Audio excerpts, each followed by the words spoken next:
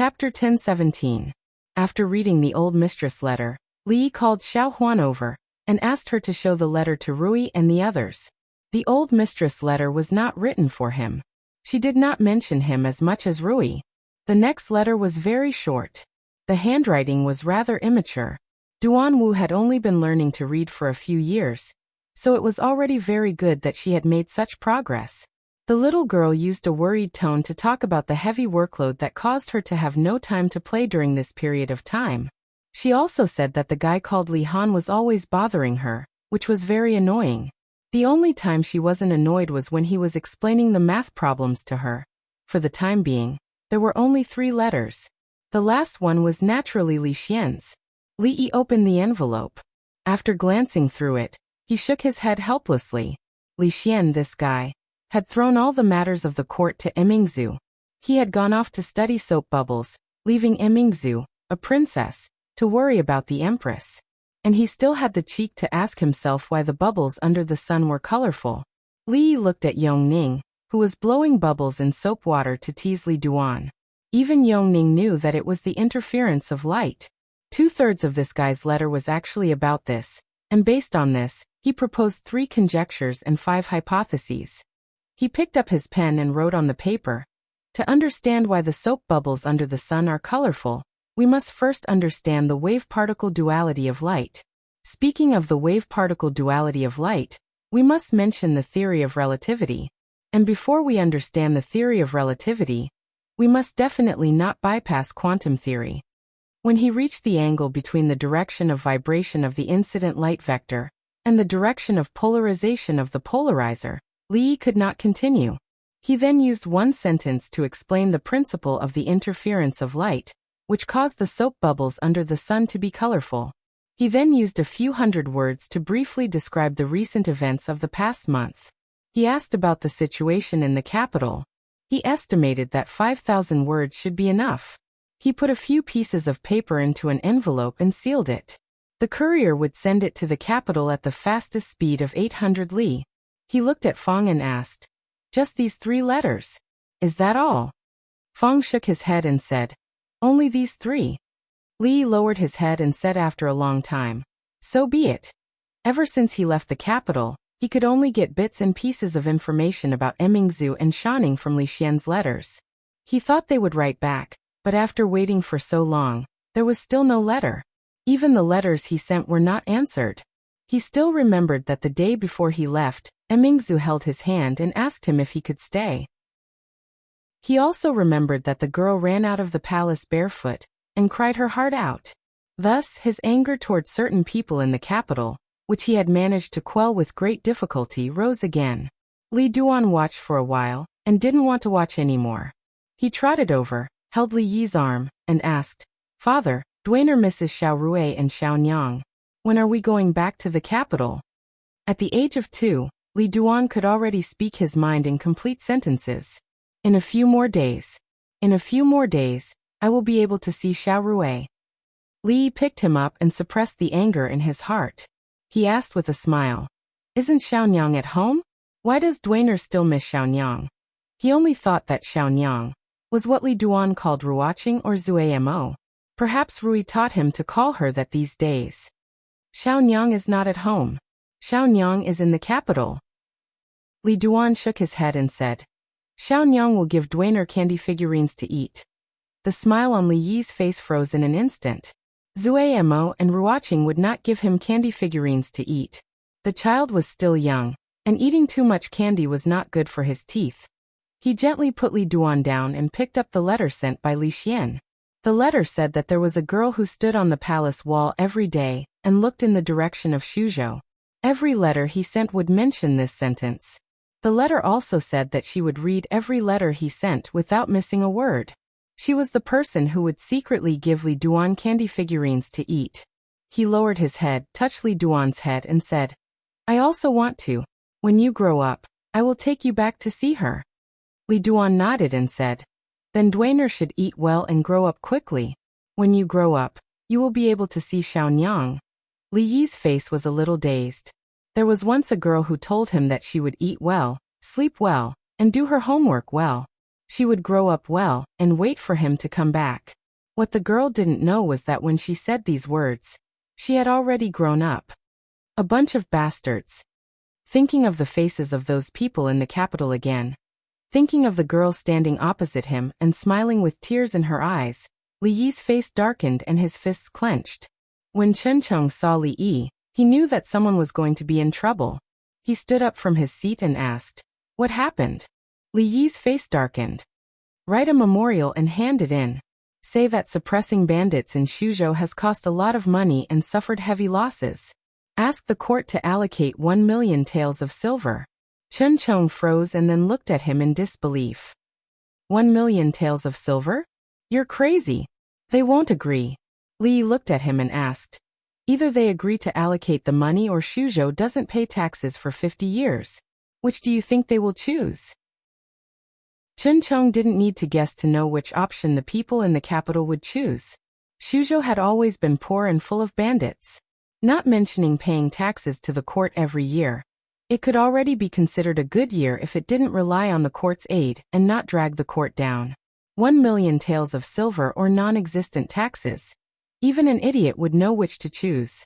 The court was full of smart people, so they would definitely choose the second option. The result of choosing this path was that they would be ridiculed by their descendants for 50 years, because the Shuzhou of today was no longer the Shuzhou of yesterday. The Shuzhou of tomorrow was no longer the Shuzhou of today. In the entire world, no one dared to make such a request to the court, but unfortunately, the person before him was one of them. The court had to choose one of the two options he gave. Once they made a choice, they had to abide by it. As long as he was alive, he could not go back on his word. The capital hibiscus garden. Li Xian sat by the lake, comfortably lying on a rocking chair. He gazed at the soap bubbles floating in the air, changing colors under the sunlight. A eunuch stood behind him, blowing soap bubbles with great effort. Because he had been blowing for too long, his face was pale, his entire body was dizzy, and he wanted to vomit. Another eunuch ran over from a distance. When he was still several dozen zhang away, he shouted, Your Majesty, Jiang of Silla has replied. Jiang of Silla has replied. He has replied." Li Xian bounced up from the rocking chair. His face lit up with joy, and he strode over. The eunuch who was blowing bubbles felt as if he had been pardoned. He leaned against a tree behind him, breathing in big mouthfuls of fresh air. Li Xian snatched the letter from the eunuch's hand and tore it open carefully. Then he sat back on the rocking chair and started reading. Wave-particle duality of light, general theory of relativity, quantum theory, Schrödinger's cat, Murphy's law, L'Hospital's law. Li Xian stood up from the rocking chair, a thoughtful look on his face. He took the letter back to his room, took out a pen and paper, and started writing and calculating. Sometimes he bit the tip of the pen, his brows furrowed, and sometimes he laughed out loud, slamming the table, as if he had gone mad. Chapter 10:18. The eunuchs and palace maids were used to His Majesty's crazy behavior. Whenever His Majesty was thinking seriously, he would act like this.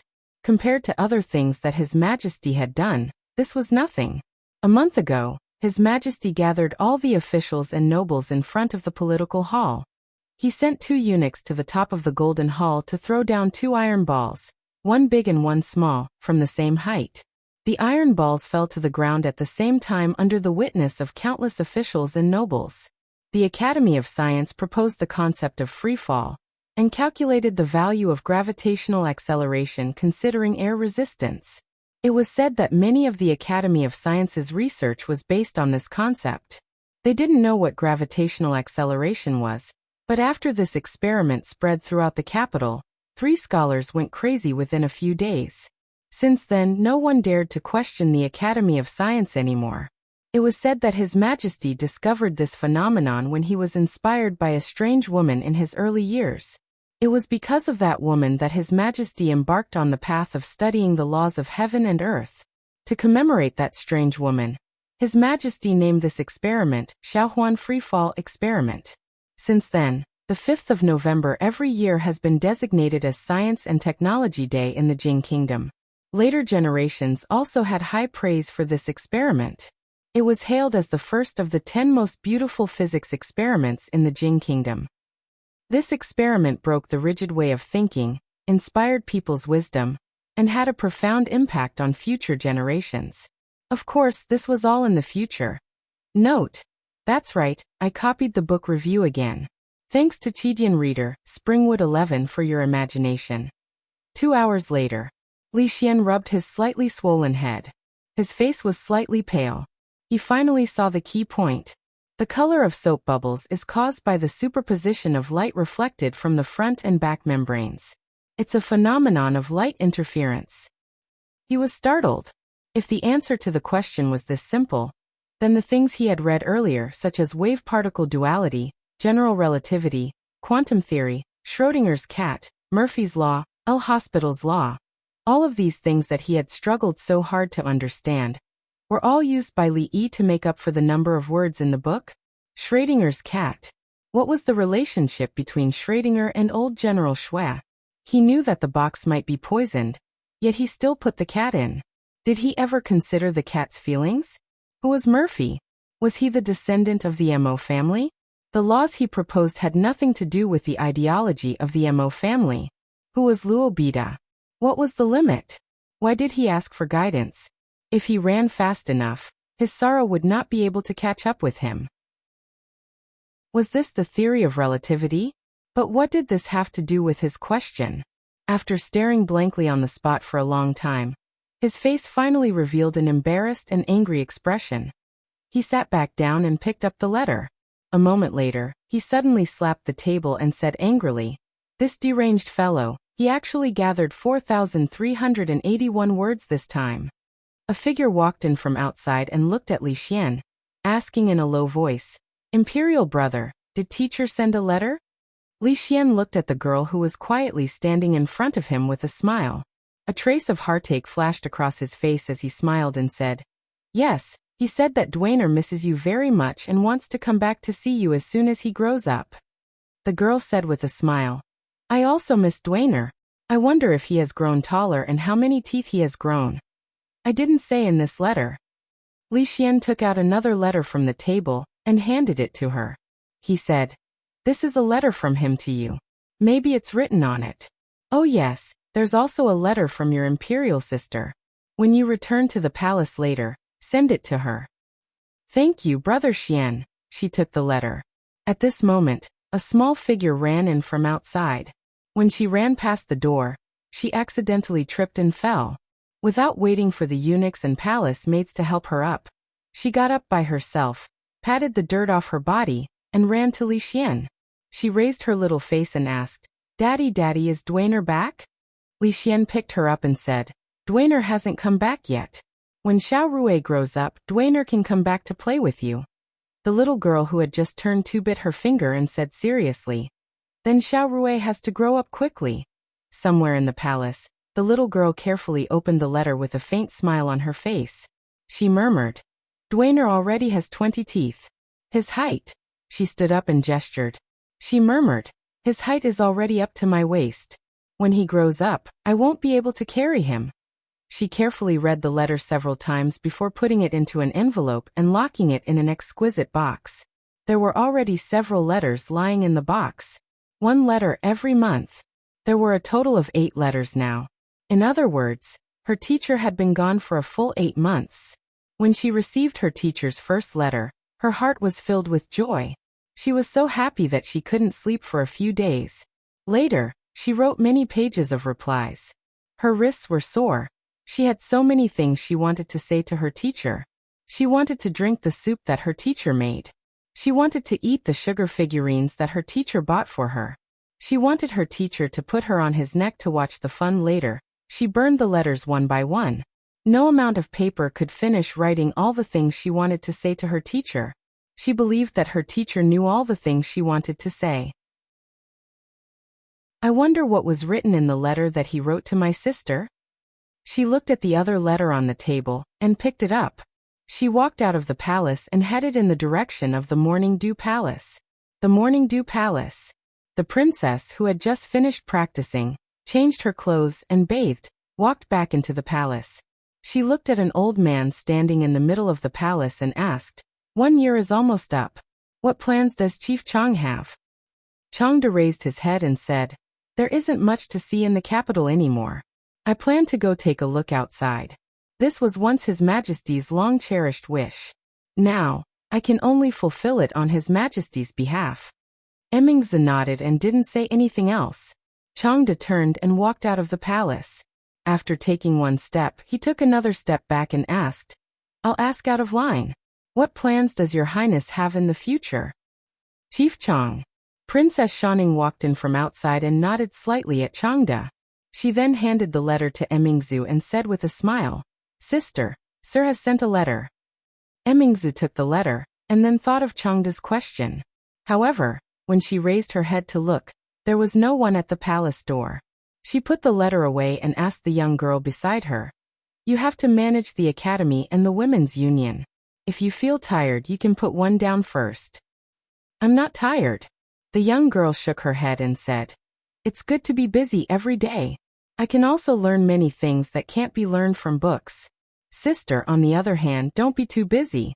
Sir told me to keep an eye on you and not let you always stay up late. He said that girls who stay up late will age." Emingzi nodded. Every time he wrote to her, he would mention this. He said that girls who stayed up late would age easily and get wrinkles easily. It was easy for their hormones to go haywire, causing irregular menstruation, and causing their breasts to shrink. He also said that if she became an old woman in the future, no one would want her. Therefore, she never openly used letters in front of Shaning. Little girls were not allowed to read them. After he left, she became more and more unscrupulous. However, Shuzhou was thousands of miles away from the capital. Her hands could not reach there. She thought about it, sat down, took a pen and paper, and began to write. The young girl walked to the side and asked curiously, "Sister, are you going to reply to Sir?" Emingzi shook her head and said, "This is for your sister Rui." In the Shangshu province, an official slammed the memorial sent by the Shuzhou provincial governor on the table and said angrily, "What an exorbitant demand! 1,000,000 taels of silver. 1,000,000 taels of silver is enough to fight several wars with the Qi kingdom. Why do they need so much money to suppress bandits? Do they think the money in the national treasury comes out of thin air? Such an unreasonable request must not be agreed to." Chapter 1019. The official was referring to a memorial that Chen Chong, the provincial governor of Shuzhou, had just sent over. Everyone was familiar with the name Chen Chong. The Chen clan was once illustrious for a time. Chen Qing was one of the pillars of the imperial court, and Chen Chong's name was known by everyone in the imperial court. Of course, that was the Chen family in the past. Later, the king of Shu lost power and was implicated by the Cui family. The Chen family soon declined. Chen Chong was stripped of his official position, and his property was confiscated. He was reduced to opening a cloth shop in the capital to make a living. For a long time, this matter was a topic of discussion among the officials in the imperial court. He thought that the Chen family would never have a chance to rise again in this life, but he didn't expect that in just a year, the Chen family would become the provincial governor of Shuzhou. Shuzhou was the fief of the Jiang of Silla, and the most special prince of the Jing kingdom. The imperial court could not interfere with the appointment of the provincial governor of Shuzhou, nor could they criticize him. They accused him of something else. According to the memorial, after the Jiang of Silla arrived in Shuzhou, he launched a vigorous campaign to suppress bandits. All the officials knew that there were many bandits in Shuzhou. For many years, the imperial court and local officials tried to suppress them, but to no avail. As time went by, he took a laissez-faire attitude towards this matter. They did not care whether the Jiang of Silla suppressed the bandits or not. The problem was that if he wanted to suppress bandits, it was just to suppress bandits. Why did he make it seem like he was at war with the Qi kingdom, the Wu kingdom, and the Zhao kingdom at the same time? Although the national treasury had not been so tight for the past 2 years, they could not be so extravagant. This was clearly blackmail. Someone looked up at the indignant official and asked, "Then Lord Qi, do you think that we should choose the second option? Shuzhou does not pay taxes for 50 years. Although the Shuzhou is the fief of the Jiang of Silla, it is also the land of the Jing kingdom. How can we do this?" Lord Qi waved his hand and said, "We will not choose either of these two options." You can tell this to His Highness the Jiang of Silla and His Majesty. The official shook his head and said no more. His Highness the Jiang of Silla was more favored by His Majesty than the Empress. If this memorial was sent directly to His Majesty, he would probably approve it immediately. Back then, they were the ones who had forced King Jing to Suzhou. Now, if they dared to add insult to injury, even if King Jing was far away in Suzhou and could not do anything to them, His Majesty would not let them off easily. Because of the departure of the Jiang of Silla, the conflict between them and His Majesty had not been completely resolved. Moreover, this matter was not that difficult to choose. Suzhou had always been a sore point for the imperial court. It could be said that they did not care about it. It was indeed the territory of the Jing kingdom. But if they did care about it, that place was too chaotic. The imperial court could not reach that far. Its existence was of little value. It would only drag the imperial court down and pull down the per capita GDP of the country. All the data from the Ministry of Revenue could prove this point. It was tasteless, but it was a pity to throw it away. Therefore, when His Majesty conferred Suzhou to the Jiang of Silla, there was almost no opposition in the imperial court. Even if the Suzhou did not pay taxes for 50 years, it would not affect the overall situation. That place was so chaotic. It was the Wu Kingdom, the Qi Kingdom, and the land of chaos. It was not easy to throw the blame to the Jiang of Silla, but no one was willing to pick it up again. The two prime ministers were not present, so the ministers had a discussion and finally made a decision. They would submit this memorial to His Majesty and the princess. Li Xian had already gotten rid of the low-level interest of blowing soap bubbles. He held a prism and fiddled with it under the sun. The 2-year-old girl stood beside him and looked at it without blinking. She murmured, "Why hasn't Daddy conjured a rainbow yet? Uncle Li conjured one so quickly." The little girl clapped her hands happily and ran over to show off to her mother. She was so happy that she finally managed to achieve the dispersion phenomenon. "Mother, Daddy conjured a rainbow for Xiao Rui just now." After a while, Wang Qin walked over with the little girl in her arms. Li Xian looked at her and said, "That guy is going to get married soon, and he's going to marry two at once. Isn't His Majesty going to get married soon? What's there to be envious about? Are you envious that the Jiang of Silla can marry too?" Wang Qin looked at him and said, "If His Majesty is willing, he can marry more than the Jiang of Silla. In addition to the imperial concubines, he can also have a few more concubines." "What are you saying? Am I as fickle and beastly as him?" Li Xian said righteously as he held the mother and daughter in his arms. Wang Qin blushed slightly and gently pinched him. "You're already an emperor, but you're still not serious. Xiao Rui is still here." The little girl covered her eyes and quickly said, "Xiao Rui can't see anything. She can't see anything." The family of 3 laughed and played for a while. Then Wang Qin took the little girl to sleep. Li Xian walked back to the hall and opened the memorial at the top. He only glanced at it and used a red brush to circle the words, "Suzhou will not pay taxes for 50 years. He sighed and said, "I really want to see with my own eyes what you can make Suzhou look like." The reason he chose this option was not because he was reluctant to part with silver, but because he knew that a mere 1 million taels of silver could not compare to the Suzhou that he governed. Because if he didn't check the second option, he wouldn't receive any reply next month. More importantly, according to his description, Suzhou was a good place. It sounded like it was a lot more fun than the capital. Suzhou, the provincial governor's residence.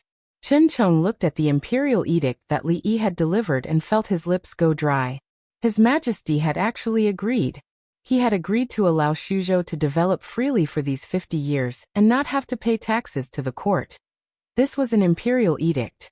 The emperor did not joke about it, and there was no such thing as a trifling edict. The officials in court would no longer have the chance to regret it. When it came to Suzhou, if they wanted to throw it away, they could throw it away. However, Suzhou was not a place that they could throw away or pick up as they pleased. After today, they could only look at the rich and populous Suzhou with envy. After following at Li Yi's side for so long, he now seemed to understand why Li Yi had never been willing to enter the court when he was in the capital. Because the people in the court were basically a bunch of pigs. One could imagine what would have happened if the court had not interfered for so many years and allowed Suzhou to develop freely. The reason he was able to sit step by step in the position of censor was not because of the Chen family. Thus, he could clearly see that in less than 50 years, Suzhou would become even more prosperous than Qing, and Fu and Jingdou. At that time, would they still feel heartache over the 1 million taels of silver? Jiang of Silafu. Li Yi looked at Fang and asked, "Other than the imperial edict, is there anything else?" Fang nodded and said, "There is also a letter." Li Yi casually asked, "From Li Xian?" Fang shook his head and said, "From the princess." Li Yi was stunned and asked in disbelief, "Which princess?" "The eldest princess." "Ah." Li Yi suddenly stood up from his seat. "Why didn't you say so earlier that the eldest princess sent a letter? Quick, show it to me." Fang took a step back and shook his head. He said, "The eldest princess did send a letter, but it was not for the son-in-law." Li Yi was stunned on the spot. If the eldest princess's letter was not for him, who else could it be for? To Yongning, to Rui? It couldn't be for Mississippi Lu, could it? Fang looked at him and explained. This letter was written by the eldest princess to the second young mistress. What? Emingzu gave it to Rui? Li Yi was stunned again. Emingzu and Rui. Their relationship didn't seem to be so good that they would write letters to each other, right? Besides, he had written so many letters to her, but she didn't reply to any of them. She actually took the initiative to write to Mississippi Lu. This didn't make sense, nor did it make sense. Li shook his head and said, "I don't believe it. Let me have a look." Fang took out the letter from his sleeve and put it on the table. "I told you to read more." Li looked at the letter and looked at him with disappointment. He pointed at the words on the envelope and said, "Look, it clearly says for Li Yi. Why is it written for Rui? Although you can't read, you can't talk nonsense." Fang looked a little sad and said, "Son-in-law, you are insulting me. Although I can't read, I know how to count. For Li Yi is 4 words, for Lu Rui is 5 words." He shook his head and continued, "And I asked the courier. This letter is indeed for the second young mistress. Son-in-law, don't lie to me, and don't lie to yourself." Li finally understood why Fang's martial arts had stagnated. He was ignorant and incompetent. He was simply ignorant and incompetent. He didn't practice but secretly learned. He obviously didn't know how to count before. Chapter 10:20. Even if she wrote it to Rui, can't I read it? Li Yi took the envelope from his hand and said, "What is my relationship with Emingzu and Rui? The 3 of us are like one person. Is it wrong for me to read the letter I wrote to myself?" Fang looked at him and said seriously, "Young master, I advise you not to read it." Li Yi tore the envelope in front of him and took out the letter. Fang looked at him and did not say anything. He just patted him on the shoulder, sighed, and turned to leave. "You're getting more and more insensible." Li glanced at him. He took Mingzhu's letter and planned to go back to his room to read it.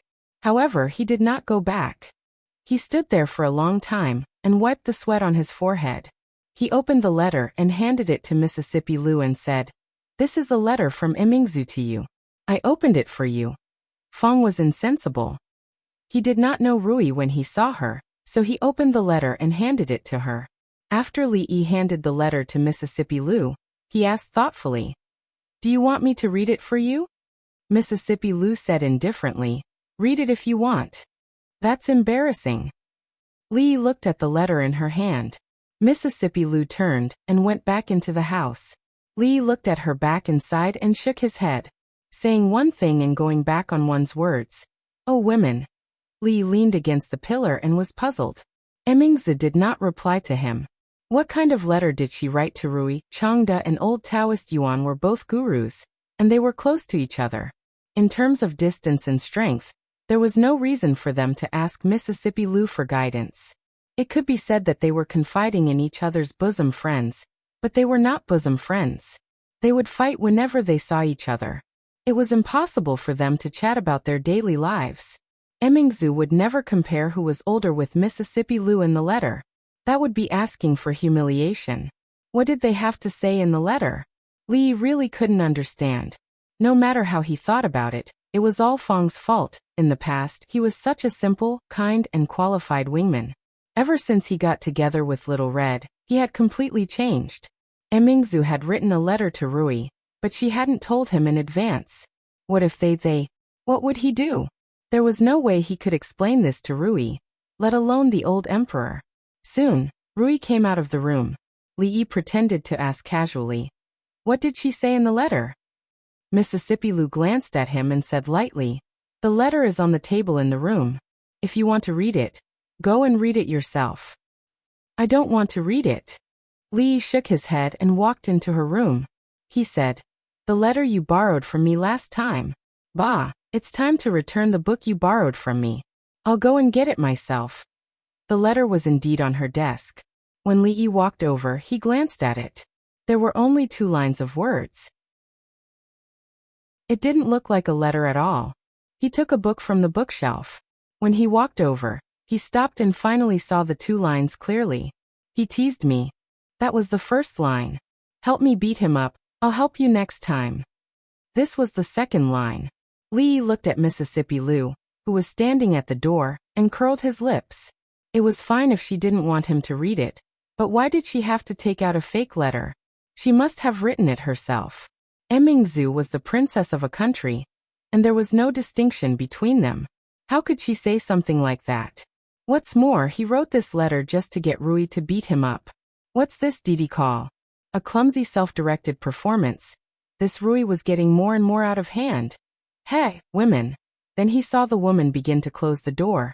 Li Yi's expression changed, and he immediately said, "You don't really believe what she said, do you?" Mississippi Lu didn't say anything and walked straight towards him. Li Yi retreated to the bedside and said, "We are a family. Emingzu is still an outsider for the time being. Are you sure you want to listen to her one-sided words?" Mississippi Lu looked at him and said, "You just said that the 3 of us are like one person, and I beat myself up. Is that wrong?" Li Yi thought for a moment and said, "I was wrong. You used a wrong conclusion, and you can only come up with an even more wrong conclusion. I am not you, so beating me up is not the same as beating yourself up." Mississippi Lu looked at him and asked, "Then what is the correct conclusion?" "You are you, the unique you. Emingzu and I are like one person.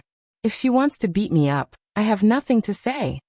Mississippi Lu thought for a moment, looked at him and said, "You and Emingzu are like one person, and Li Emingzu and I are also like one person. So you and I are also like one person." Li Yi's eyes widened. "How can you 2 be like one person?" Mississippi Lu looked at him and said, "I have taken a bath with her. Have you? I have even slept with her. Have you?" Li Yi looked at her and said disdainfully. Li Yi remembered that once in the morning dew hall, the 2 of them were discussing national affairs, and then Emingzu was so sleepy that she fell asleep on his shoulder. He was never afraid of who was closer to Emingzu. She had seen Emingzu take a bath, and he had seen her take a bath. Mississippi Lu was stunned, then looked at him and murmured, "You have slept together." When Li Yi walked out of Mississippi Lu's room, Fong was squatting in the yard, watching him walk out. Hitting is a sign of affection, and scolding is love. Fong looked at him and said, "The harder you hit, the deeper the love. You should be content, son-in-law. You should know that second miss never treats others like that." Fong was not only ignorant and incompetent, but also shamelessly plagiarized. The shameless Fong looked at Li Yi and said, "Son-in-law, sit." "I'm not sitting." Li Yi shook his head and said, "I've been sitting in Rui's room for too long." Fong looked at him and didn't expose him. He thought for a moment and asked, "Son-in-law, it will be New Year in 2 days and the 15th is coming soon. Should we prepare?" "A few days earlier. Don't ruin the Lantern Festival." Li Yi thought for a moment and said, "The 11th day of the first month is a good day. Tell them to attack on the 11th. Fong thought for a moment and asked, "Then should we tell Qin Cheng to mobilize some troops from other places?" Li Yi shook his head and said, "No need. The garrison of Yong County is the same as before. They won't be needed this time." It had to be said that the holy religion couldn't be underestimated. Their followers were all hidden in the dark. Other than those people, there were even more hidden spies. From the information obtained so far, they should have already infiltrated the defense of Yong County. If they mobilized the garrison of Shuzhou, They definitely wouldn't be able to cover up all the movements and would definitely alert the enemy. When the king of Shu escaped, it would be difficult to catch him again. All right, I'll arrange it right away. Fong responded and turned to leave. After Fong left, Li rubbed his buttocks and an extremely depressed expression appeared on his face. Emingzu and Rui were actually in cahoots, writing a letter to Rui from thousands of miles away just to beat him up. More importantly, Rui actually believed her one-sided words and sided with her. Beating them up was a sign of affection and scolding them was a sign of love. Sooner or later, he would settle the scores with those two women and let them know how much he loved them. A love that couldn't be expressed in words.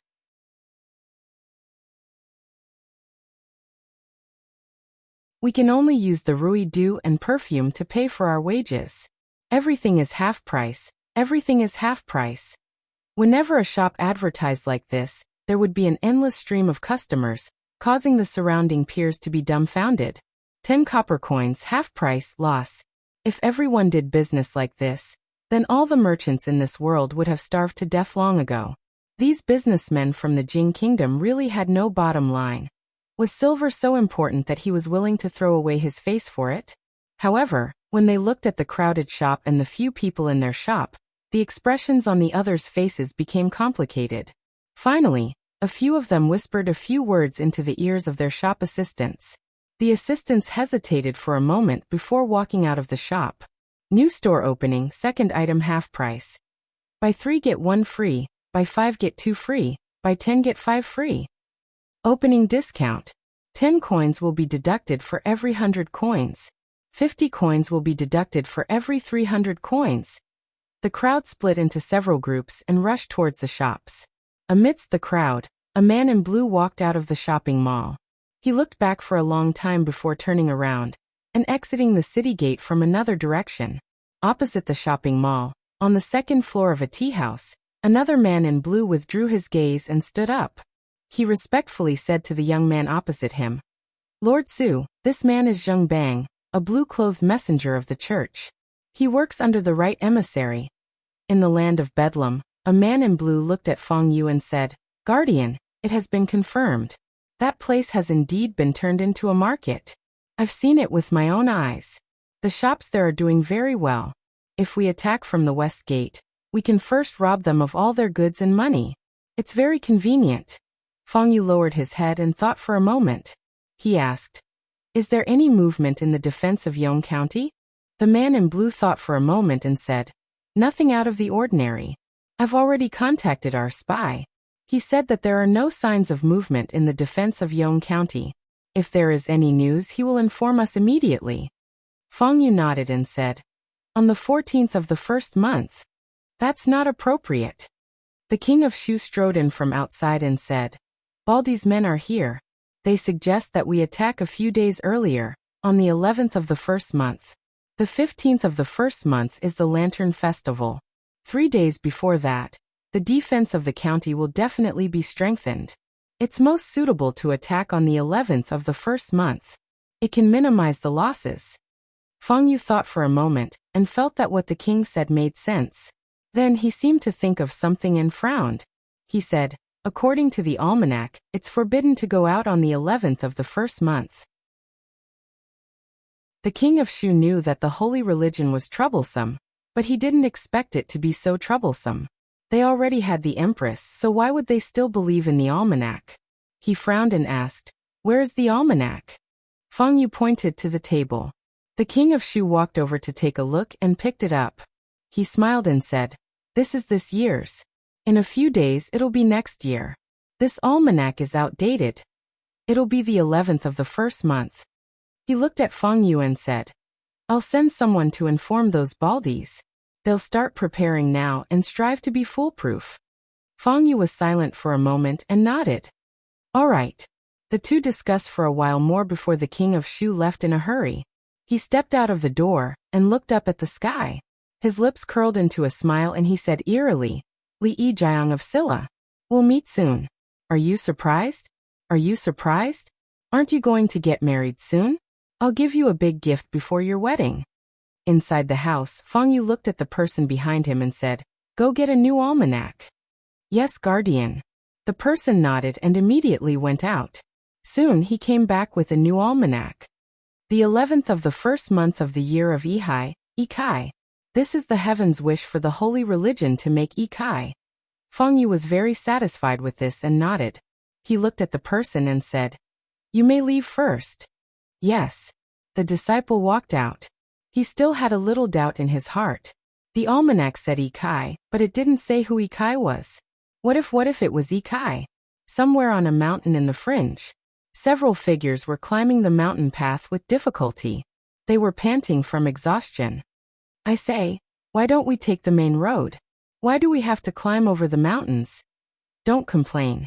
Although the main road has been repaired by those baldies, it's still better to take shortcuts quickly. If you delay His Highness' business, be careful of your head. Say, do you think that Baldy's place is really as good as they say? A city in the mountains with restaurants, brothels, and even a school? I don't believe it." "It doesn't matter whether you believe it or not. You'll know when you see it with your own eyes." The group was chatting as they climbed the mountain. When they reached a certain point, the view before them suddenly opened up. A clear path led straight to the top of the mountain. As far as the eye could see, there seemed to be the shadows of buildings hidden in the forest. Just as the group took a few steps forward, several arrows suddenly shot out from the forest and stabbed into the ground in front of them. The person walking at the front couldn't help but break out in cold sweat. If those arrows had been a few inches higher, his foot would have been pierced through. Chapter 10:22. The Heavenly King covers the Earth Tiger. Just as the few of them were shocked, a cold voice came from the forest. On the mountain path, the leader was stunned. When he regained his senses, he immediately said, I know, the pagoda suppresses the river demon. It's the pagoda suppresses the river demon. We're on the same side, Muha? Sawadika. Why are you blushing? Lin Zhong's voice softened as he asked again. That person immediately said, I'm in high spirits. Why is it yellow again? It's a wax to prevent the cold. After a while, a voice came from the forest. Continue forward, there will be someone ahead to receive you. This was considered a code. The few of them were relieved. These baldies were indeed very particular. Before entering the village, they had to memorize so many codes. Moreover, they sounded more powerful, like the slang of bandits, unlike their own prince, who had learned everything from others and insisted on changing the code to the king of Shu is not a fish in a pond. He will transform into a dragon in the face of a storm. They were too embarrassed to mention it to others. In comparison, although the code of these baldies was complicated and difficult to remember, it was much more shameless than the king of Shu's. Thank you, brother. One of them cupped his hands at Lin Zhong, and the few of them quickly disappeared on the mountain path. Not long after, another figure slowly walked along the mountain path. When he walked under a tree, he stopped and looked into the forest. His lips moved slightly. Beep beep. He made two sounds, one long and two short sounds. Secret codes like, Heavenly King covers the Earth Tiger, which had been eliminated by them, were used to distinguish between friend and foe. Their secret codes had long been upgraded and changed every half a month. If an enemy wanted to pretend to be one of their comrades, they would die a horrible death. Beep, beep. He did not stand in place for long. Soon the same response came from the forest. Another youth with a bow and arrow walked out of the forest. He looked at him and nodded, saying, They're back. They're back. That person nodded as well. He took out an item from his sleeve and handed it over, saying, This is the attack plan and route map. Remember to let them bring it when they leave. Send my regards to the king and the alliance master. What's the hurry? It's only a few days. You can ask them yourself. I'm leaving. See you later. After a brief exchange, the young man with the bow and arrow on his back once again hid in the forest, while the figure of the other person also slowly disappeared from the mountain path. At the top of the mountain, the few of them stood on the bluestone paved street and looked at the city in front of them. They were dumbstruck and couldn't take another step forward. Neat streets, rows upon rows of shops, and rows upon rows of neat wooden houses looked exactly the same from the outside. Even outside the fringe, it was rare to see such a scene in the big cities of the Jing Kingdom. Compared to the territory of these Baldies, the place they lived in was at most a kennel. This was Li Yi's first New Year's Eve in Shuzhou.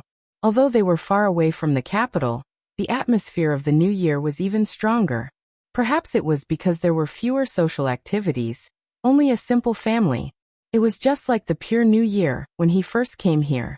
The only difference was that the people of Shuzhou were too enthusiastic. In just a few days, the Jiang of Silla residents received a few houses full of gifts. Although they weren't valuable, they still represented the people's goodwill. Li Yi also asked the gatekeeper to prepare red envelopes for all the people who came to his residence with gifts. This was considered reciprocity. Shuzhou had already begun to develop rapidly. The lives of the people would get better and better, and their wallets would naturally become more and more full. Although there was still a big gap from the level he had hoped for, some things could not be achieved overnight. It was almost impossible for a state to catch up with the capital without 10 or 20 years of development. All he had to do now was to wait patiently. Feng walked in from outside with an envelope in his hand. After opening it, Li looked at it and said, "So they have a spy in Yong County who has the ability to secretly open the west gate on the night of the 11th day of the first month?" "That's what they said, but they didn't say who it was." Feng nodded and said, "I've already asked Old Chen to investigate. It's very simple. It's the person who was in charge of guarding the west gate that day." Very soon, people from the provincial governor's estate arrived. Li looked at the things that Chen Chong had sent over. The officer who was usually in charge of guarding the west gate had been knocked on the head by someone on his way home after drinking last night, and was slightly injured. His duty had been temporarily taken over by one of his subordinates. Li put down the paper and said in a small voice, "Captain, son-in-law, I suddenly have an idea," Feng suddenly said after some thought. Li turned his head to look at him. "What idea?" "I think that ambushing people on the walls to shoot arrows, splash boiling oil, throw stones, this is a bit too troublesome." He looked at Li Yi and thought for a moment. "Son-in-law, what do you think about directly throwing in heavenly punishment?" Li Yi was startled. Isn't this a bit too much?" "It's not too much." Feng slapped his thigh and said, "I think this is a very good idea. It's simple and direct. Throw in a few heavenly punishments, and the people will think that it's New Year's firecrackers. Before daybreak, we can just send the city guards over to clean up the mess. One shouldn't be too Feng. One should always leave a way out in the future.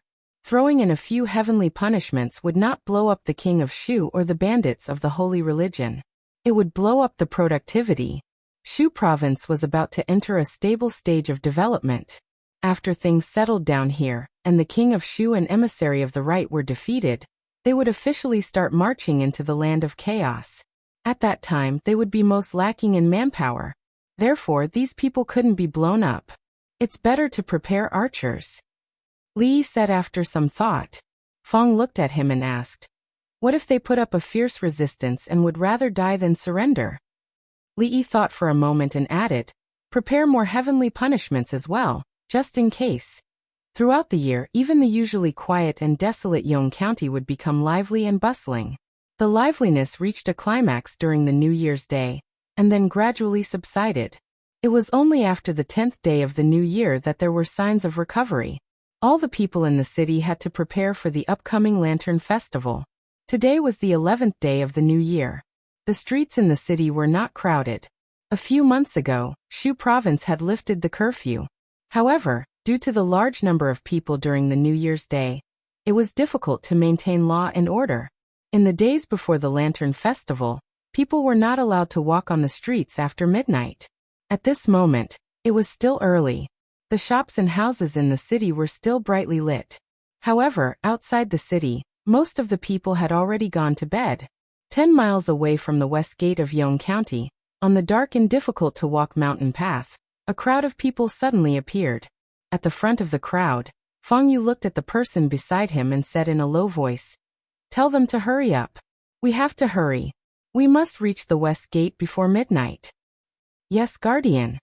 The person responded and immediately turned to walk to the back. On the other side, the king of Shu turned and asked, "Can your people in the city be trusted?" Feng Yu nodded and said in a deep voice, "Don't worry. There are some spies in the holy religion that only purple-clothed emissaries and above are qualified to contact. At midnight, they will open the west gate. When that time comes, we will march straight in.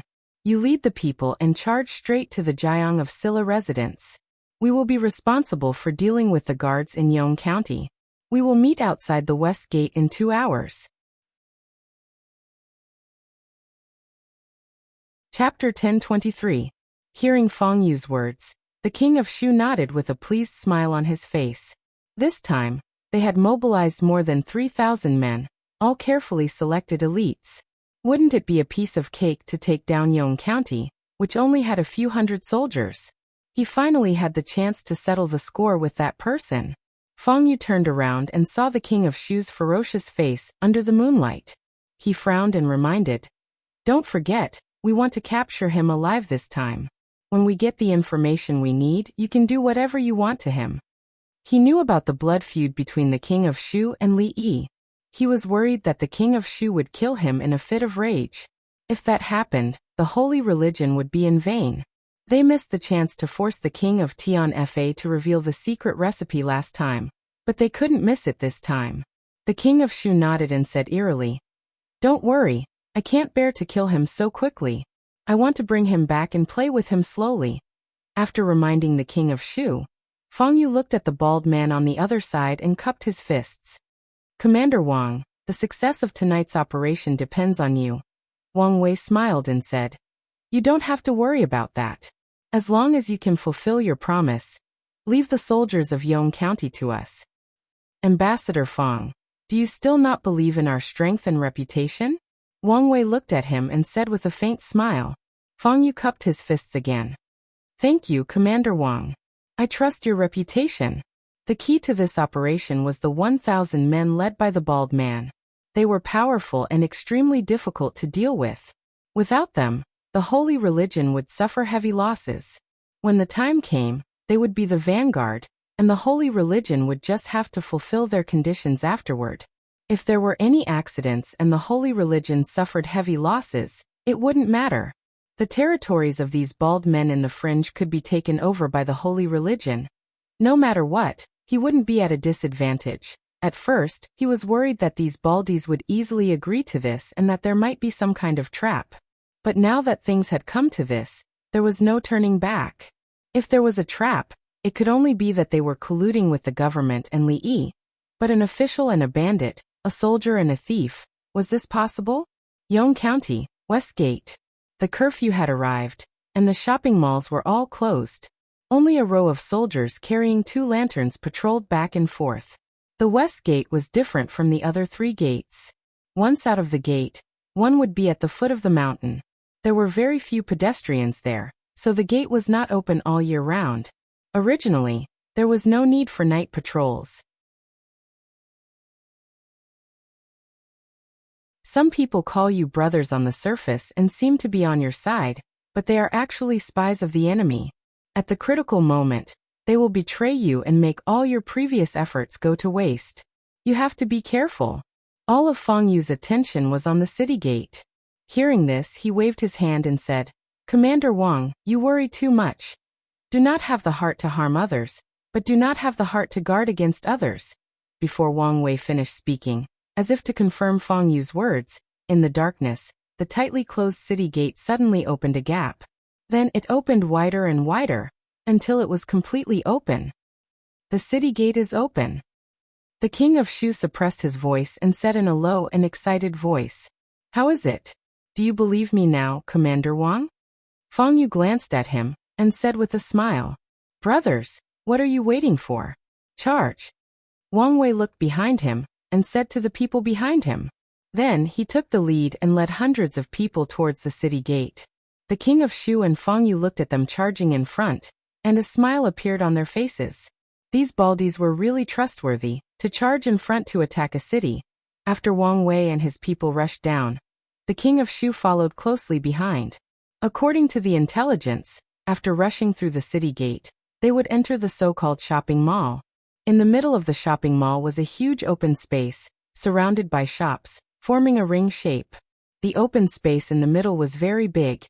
and it did not seem crowded even when more than 2,000 people rushed in at once. Feng Yu, on the other hand, followed behind everyone with an indifferent expression. This time, after capturing Li Yi and getting the formula of Tian Fa out of him, he could not let the king of Shu kill him. He wanted to let Her Majesty see that there were times when her judgment was wrong. So what if it was Jiang of Silla? So what if it was the left emissary? In the end, didn't they still fall into his hands? Feng Yu thought to himself.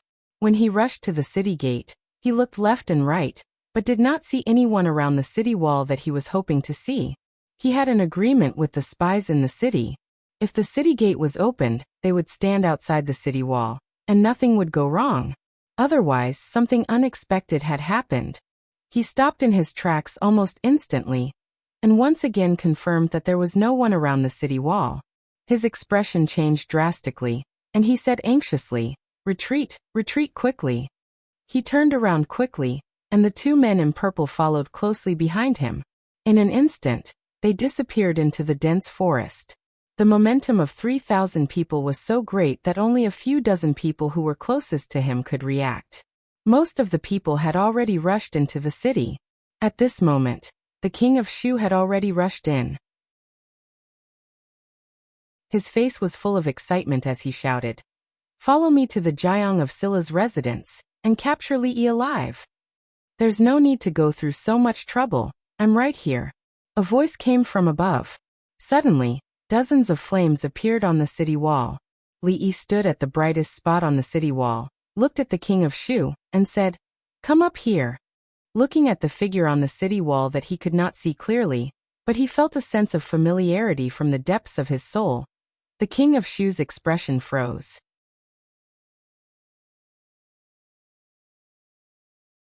Chapter 10:24.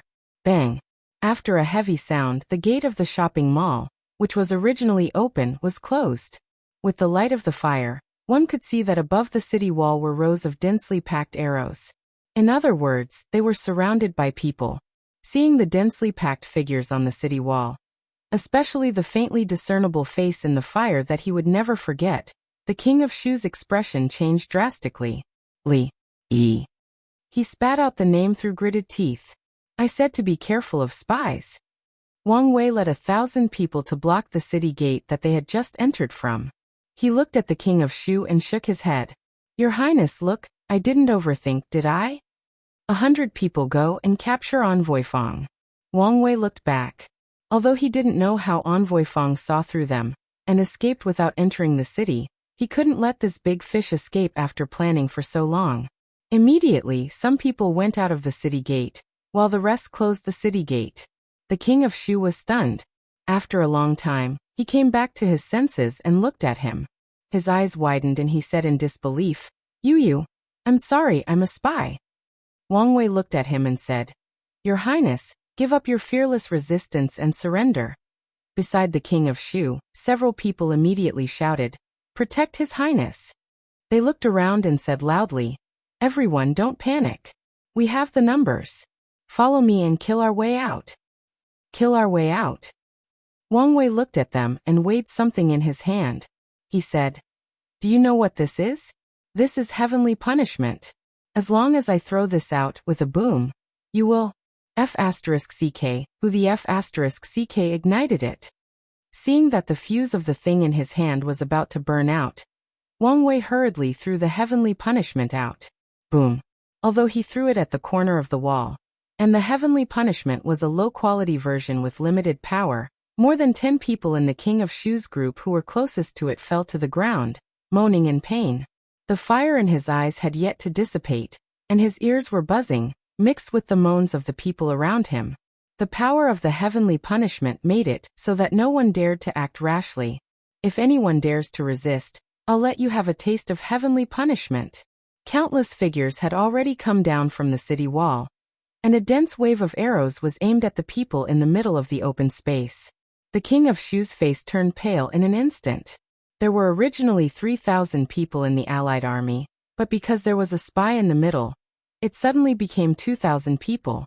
They foolishly rushed into the city gate, but were surrounded here like dumplings, unable to advance or retreat. "Put down your weapons and surrender immediately." Fight for leniency. If you resist, kill without mercy.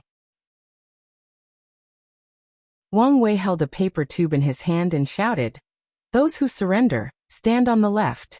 Those who don't, stand on the right. Everyone move, move. Follow me and kill."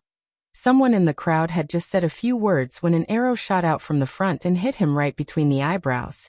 The man fell to the ground, and the people around him immediately scattered. Seeing this, Wang Wei's voice became cold as he said, "If you resist again, you will be punished by the heavens. Everyone, don't be afraid. We have the advantage in numbers. Follow me and kill." Among the crowd, another person revealed a fierce expression. However, just as he finished speaking, there was a commotion beside him. He saw that the surrounding people were avoiding him, as if he was the plague, and distanced themselves from him. Everyone knew that they were surrounded here, and there was no way out. As long as the people above kept shooting arrows, they would be easily taken care of. Not to mention that the other party had the heavenly punishment divine weapon, which was extraordinarily powerful. If the other party threw one over, wouldn't they be implicated? At the city gate, Wang Wei had already lit an incense stick. He continued to raise his megaphone and shouted, "Those who surrender, stand on the left. Those who don't surrender, stand on the right. Move, all of you, move. You only have 5 minutes. After that, immediately release the arrows." As soon as he finished speaking, there was a clamor of footsteps from the crowd. Wang Wei looked at the dense crowd and shouted, "Yes, just like that. Put down your weapons, put your hands behind your head, and squat." Not only did they not have the advantage in numbers, but they were also surrounded by the other party. Emissary Feng of the right was nowhere to be seen, and the holy religion was without a leader. Under Wang Wei's coercion, they could only stand on the left. After the time it took for half an incense stick to burn, the king of Shu looked at the remaining people around him and murmured, "They're gone, they're all gone." Li Yi came down from the city wall and walked to the king of Shu. The king of Shu looked at the few people around him, and then at the bald men pointing arrows at them. His gaze finally stopped on Li Yi. At this time, it had been less than 4 years since they first met. He still remembered that their first meeting was at the Cold Mountain Temple. In the second year of Jing He's reign, the plum blossoms in the Cold Mountain Temple were in full bloom. He stood together with Li Xian, whom he hated the most. From that time on, he didn't like this scholar of the Jing kingdom, who had just made a name for himself. At that time, he was still the king of Shu, the prince closest to that position. He disregarded his feud with Li Xian and condescended to invite him to a banquet at the king's mansion. But what about him? He and Li Xian made a mess of his banquet, making him a laughingstock in the circle of the nobles in the capital. Then he beat him up in the palace in front of all the court officials, seriously injuring him, and continued to get away with it. Then he uprooted his power in the court one by one. He drove him out of the capital. He made him get further and further away from that position, the position that he had dreamed of for more than 20 years. Then he extinguished his last shred of hope. The Cui family fell, his mother died, he became a fugitive, and he became the Jiang of Silla.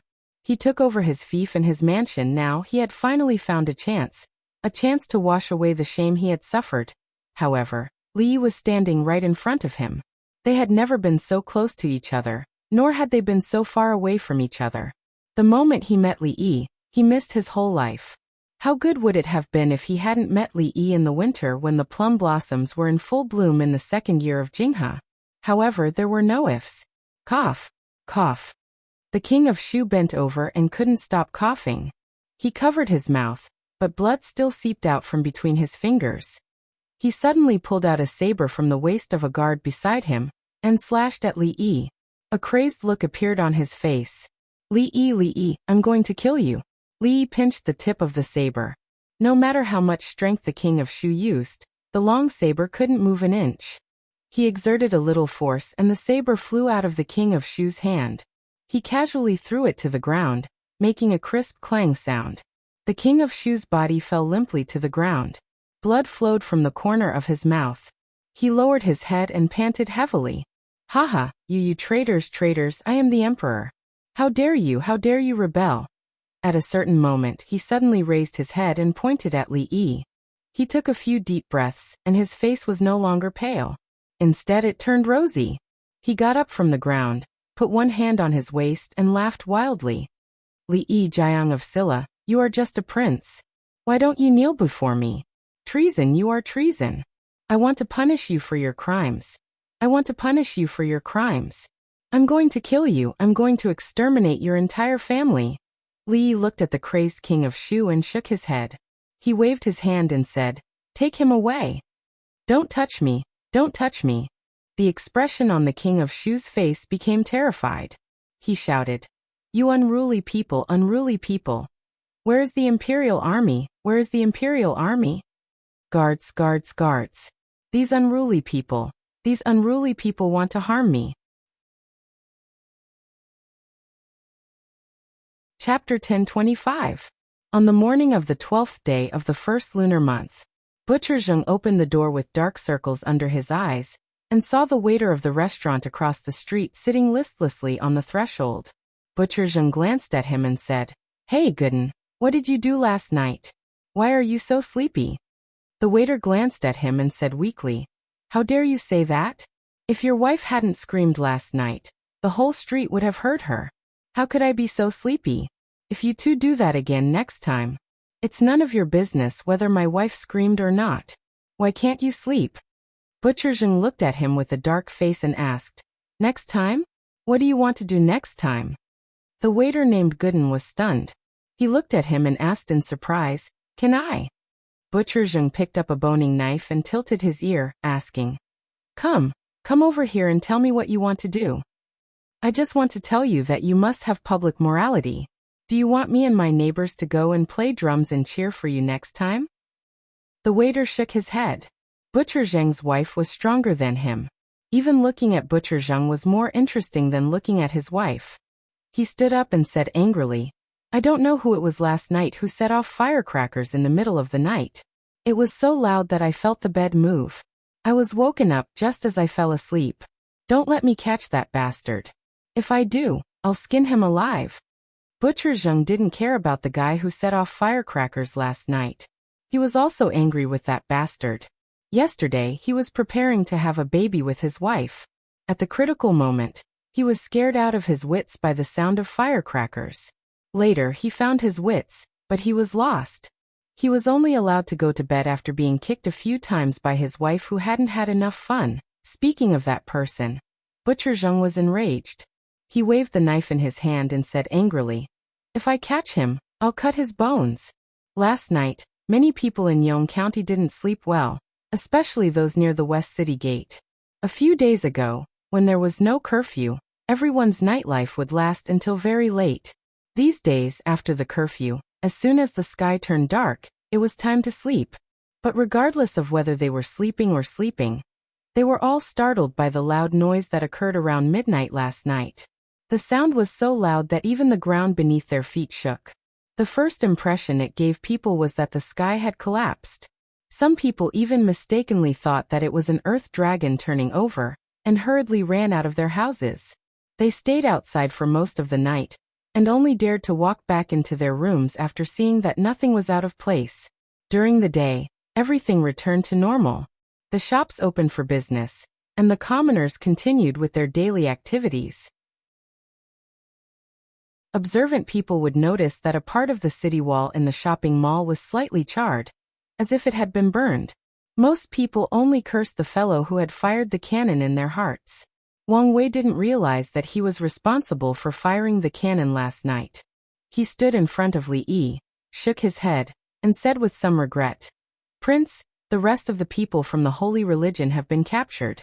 2 of the purple-clothed emissaries escaped, and that emissary Fong of the right has also escaped. I've already sent my brothers to their lair. This time, their elites have all gone, so it'll be easy to wipe them out." Fong rubbed his shiny head and said regretfully, "Young master, I was too rash. I shouldn't have captured those fellows who opened the city gate yesterday. Otherwise that Fong guy..."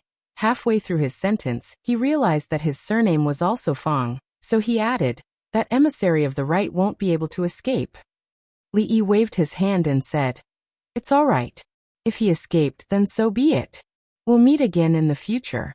Let's talk about it next time. This time, he managed to capture the king of Shu and the elites of the holy religion in the fringe without losing a single soldier. He also managed to capture more than 2,000 people. What else could he be dissatisfied with? Not only did emissary Fang of the Right escape, but he also left the king of Shu alive. To him, the king of Shu was obviously more important than Fang Yu. Ever since he entered the capital, he and the king of Shu had never stopped fighting openly and secretly. It was only yesterday that their feud finally came to an end.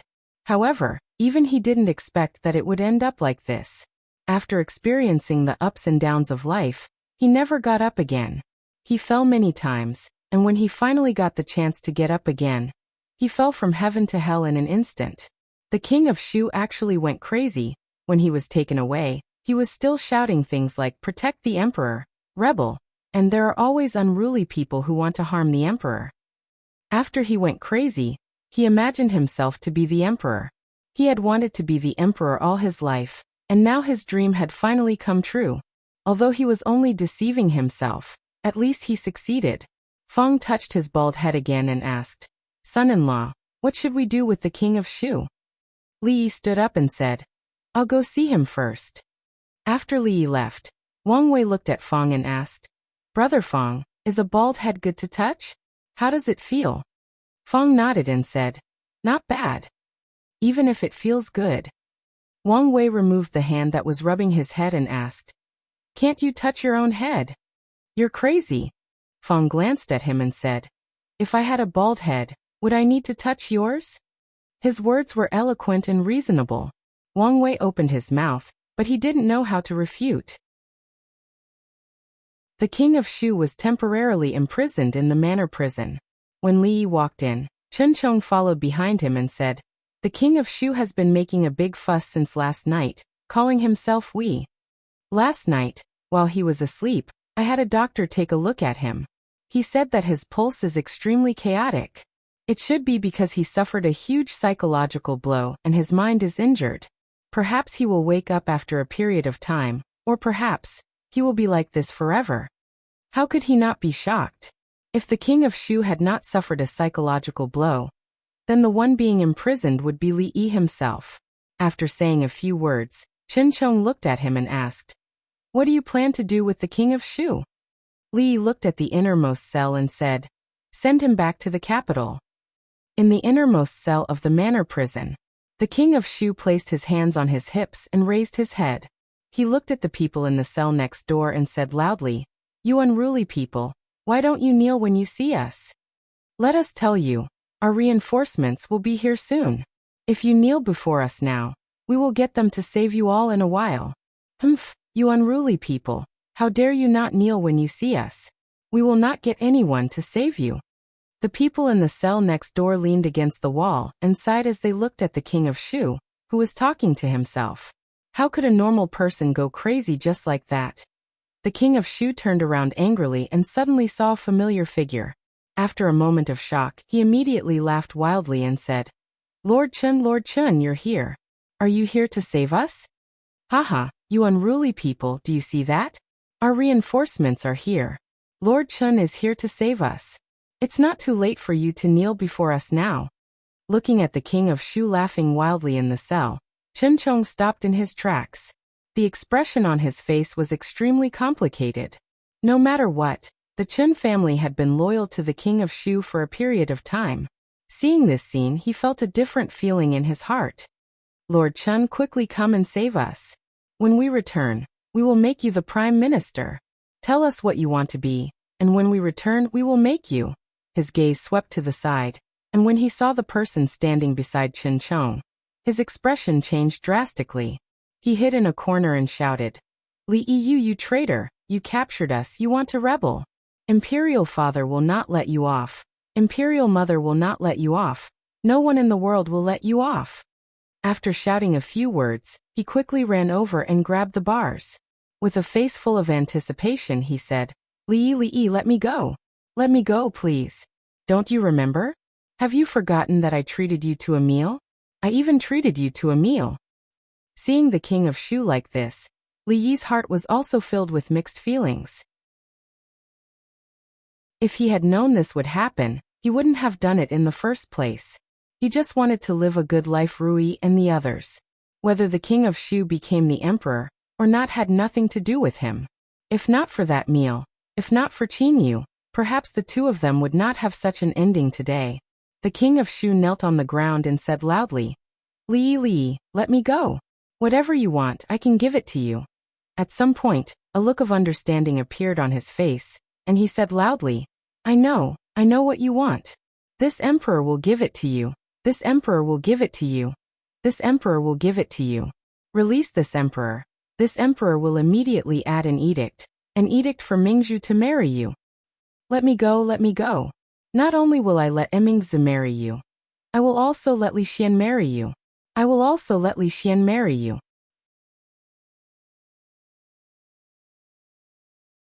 Chapter 10:26. Li looked at Chen Chong, who was staring at him with a strange gaze, and explained, Don't look at me like that. His Majesty and I are innocent. And with the princess? With the princess, it's just holding hands and kissing the cheek. That's all. There's nothing else. I know. Chen Chong nodded. You and His Majesty are innocent. Li looked at him and said, But the look in your eyes hasn't changed. Chen Chong lowered his head and said nothing. Of all the officials in court, only he and His Majesty believed that they were innocent. Everyone knew that His Majesty and Jiang of Silla were as close as brothers, and that His Majesty favored him even more than Her Majesty the Empress. Who would believe that they were innocent? But he could not say this in front of Chen Chong. Based on his understanding of Li Yi, if he bore a grudge against you, he would not fall out with you on the surface, but he would make things difficult for you in the future. Everyone knew of His Highness Jiang of Silla's pettiness, just like his relationship with His Majesty. He changed his gaze and said, The king of Shu is like this. How can I bring him back to the capital? Chen Chong's words were reasonable. The king of Shu had been a respectable person before he went crazy. It would be too shameful to have him return to the capital like this. It would not only hurt the king of Shu's own face, but also the face of the imperial family. Li Yi ordered the jailer behind him. Open the prison door. The jailer did not ask any questions, and went forward to open the door. Thank you. The king of Shu walked out and said seriously, I will send Mingzhu to your room today, and the day after tomorrow, I will send Li Xian.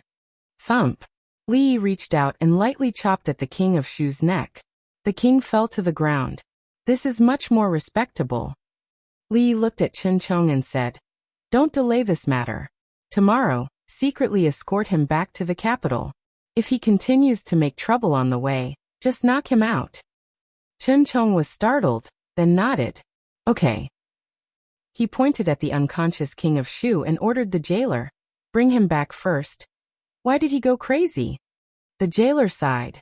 The king of Shu, who was lying on the ground, suddenly jumped up and grabbed him by the neck.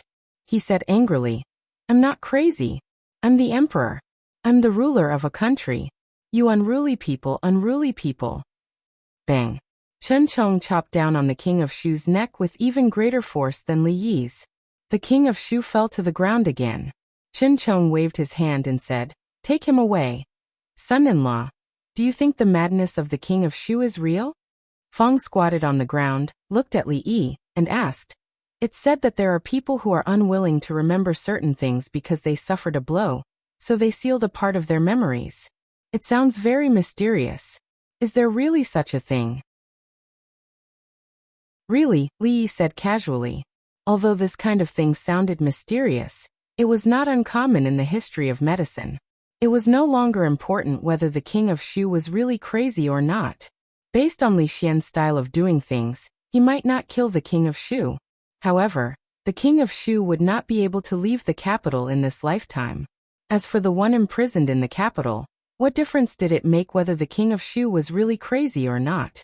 Now that the matter with the king of Shu had come to an end, he was thinking about other matters. This time, the king of Shu was captured and Fang Yu escaped. They had already taken over the fringe. However, they still could not find Fang Yu. When they arrived, the fringe was already deserted. Only a few bandits who were captured were left behind. The fringe was huge. Even if the king of Shu, Fang Yu, and the others joined forces, They could only occupy a small piece of land. Of course, no matter which side they were on, they were still one of the few major powers in the fringe. Now the territories near the Jing Kingdom and the Qi Kingdom had been unified by them. Only some major powers in the north near the Wu Kingdom had yet to be conquered. Li Yi, Wang Wei, and the others discussed for a while and decided not to make a move so soon. They would wait until they had stabilized their current territories before advancing. When that time came, the fringe would have to change its surname. Whether it was Li or Lu, it was all the same. Moreover, the surname Lu would eventually belong to the surname Li. These details could be ignored for the time being. Feng squatted on the ground. He was waiting for Li Yi to explain to him.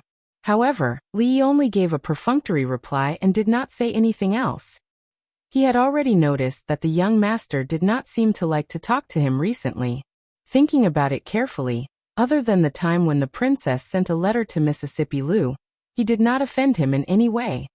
He thought for a moment, and took out a letter from his sleeve.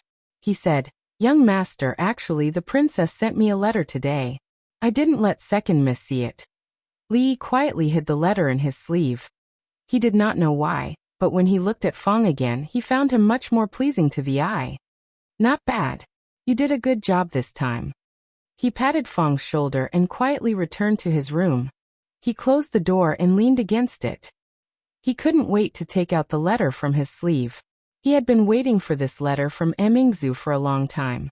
On the cover there were 4 big words, "To Li Yi." Li Yi was startled and his face darkened. He glared fiercely at the door. "This Feng, is he stupid? This is a letter from Emingzu, not from Mississippi Lu. Why is he acting so secretive? It's like he's meeting with an underground gang. What's there to be afraid of when it's his own letter?"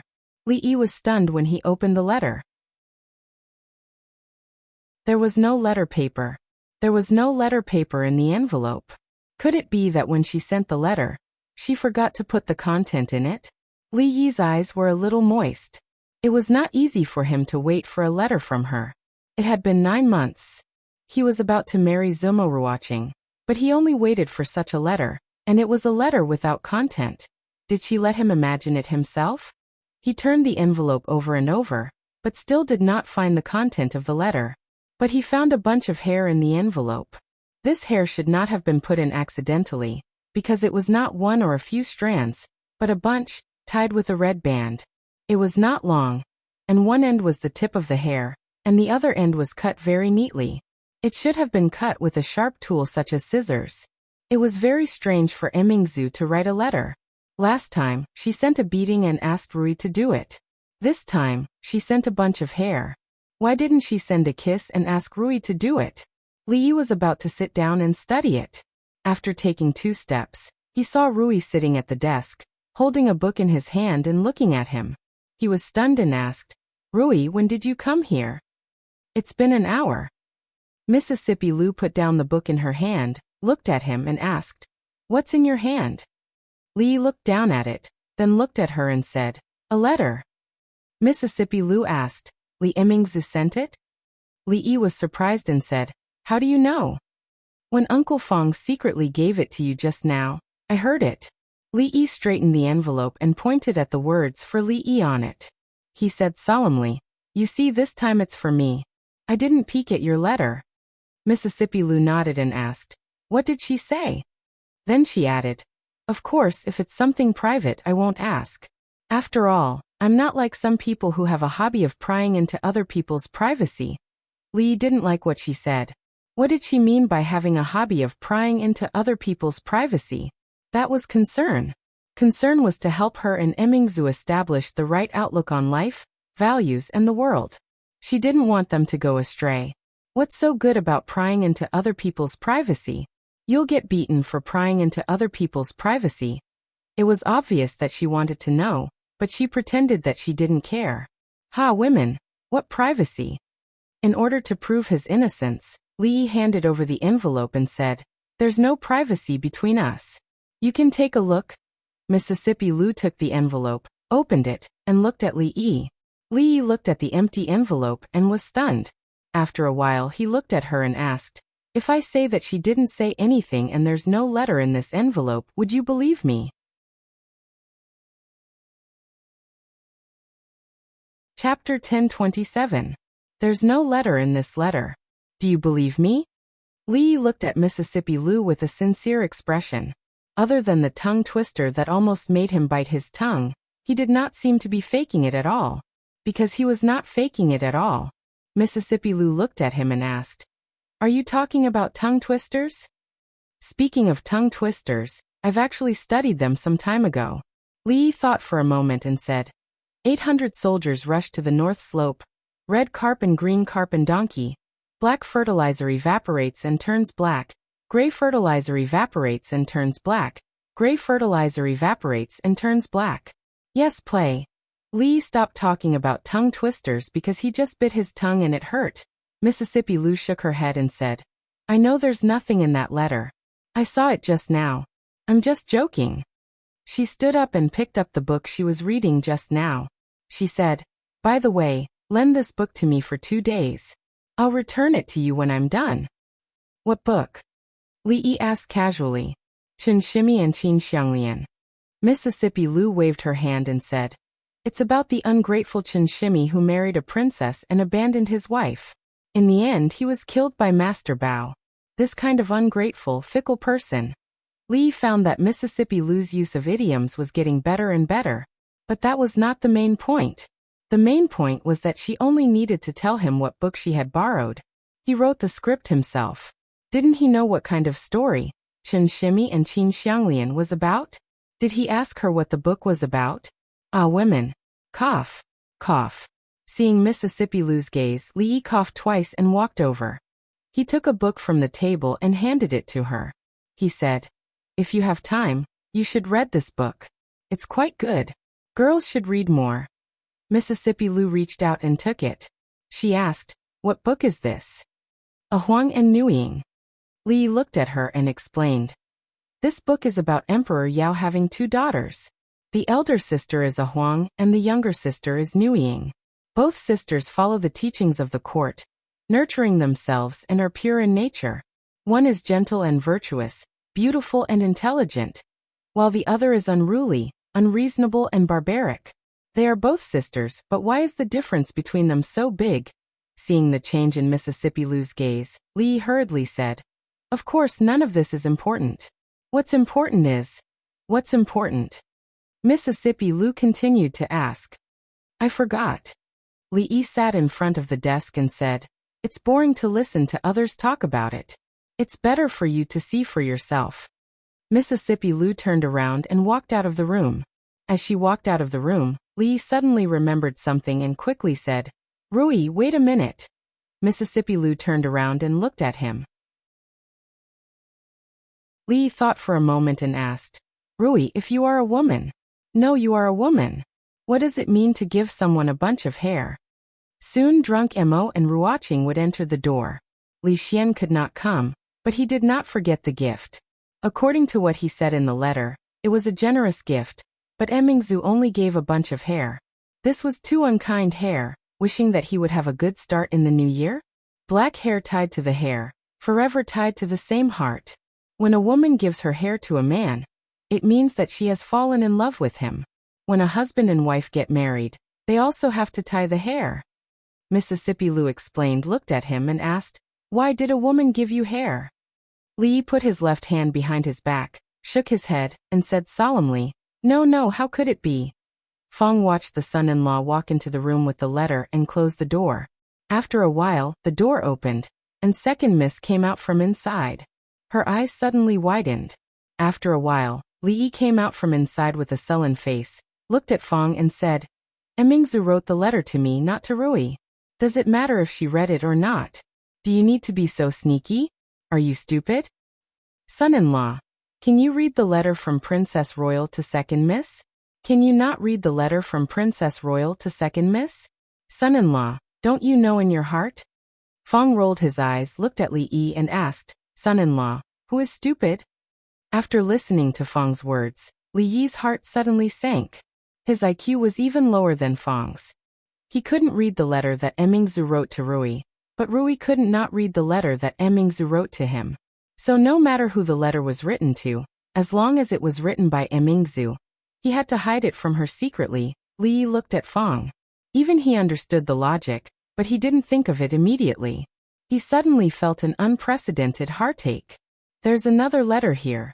I forgot to give it to you just now. Feng took out another envelope from his sleeve and handed it to Li Yi. Li Yi looked at him and asked, "Whose is this?" Feng shook his head and said, "I don't know. There's no name on it. It was sent with the princess letter. Although there's no recipient, it's definitely for son-in-law." Li Yi reached out to take it, and he was stunned. The envelope was bulging, and it was thicker than the two scripts that Mississippi Lu had just taken away. Could it be that Li Xian had written the problems that he had encountered into a book? This D*Ned man, did he really think that he was Baidu? Even Baidu wasn't that convenient. There was no signature on the letter, but according to Li Xian's style of doing things, Li Yi felt that his guess was most likely correct. He instantly lost the urge to open the envelope. He put the envelope aside, looked at the bundle of hair in his hand, and fell into deep thought. What did Emingzi mean by sending him a bundle of hair? Was it to congratulate him on getting rich in the new year? Or was there something else? As for what Mississippi Lu said about being together forever, he didn't really believe it. This was something that only young girls would do. It was possible that Shanning would do it, but for Emingzi, what if that was what she meant? Li Yi couldn't figure it out no matter how he thought about it. He couldn't help but complain in his heart. What did she want to say? Couldn't she have written it more clearly? A woman's mind was the hardest to guess. Then he tore open the envelope on the table. Since he had nothing else to do, he would reluctantly solve two of Li Xian's problems. There was indeed a book in the envelope. To be precise, it was a thick book. The cover was blank, and there were no words. Li Yi sat on the chair, crossed his legs, and opened the first page. The handwriting on the paper was neat and beautiful, and it was pleasing to the eye. "Sir, I thought for a long time, and I still decided to write to you." Since he left the capital city, there was only one person who still called him sir. Seeing the first sentence, Li Yi put down his crossed legs and sat up straight. The relaxed expression on his face gradually became serious. Feng squatted at the side, glanced at him, and quietly squatted a little further away. When Li Yi put the thick letter on the table, he moved a little further away, and stopped at the door.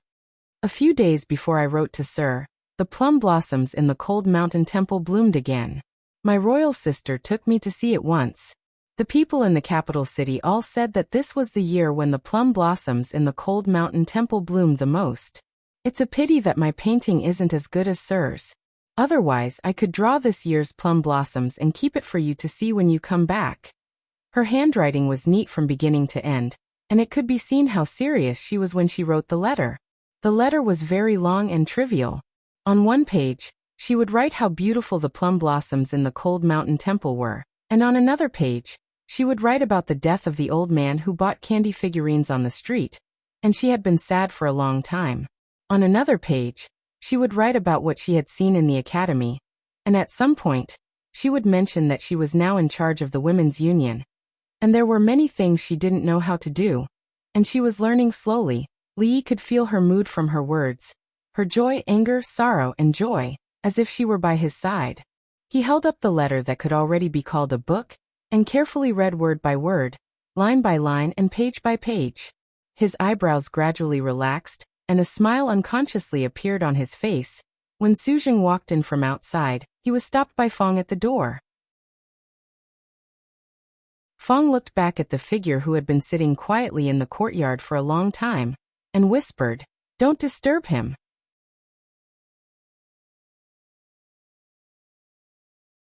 Chapter 1028. Squatting at the door, Feng glanced at Su Jing, who was waiting there quietly, and said, "Old Su, why are you looking for the son-in-law? Tell me. Maybe I can think of a way, so there's no need to trouble him. The son-in-law is busy all day, so it's better not to make trouble for him." Su Jing just looked at him indifferently and said nothing. "Hey, why are you looking at me like that? Are you looking down on me?" Feng straightened up and looked at him with a slightly angry expression. "Although I'm not as smart as the son-in-law, I'm not far behind. Sometimes, the son-in-law isn't as smart as me. Tell me, what's the matter? I'll help you think of a way."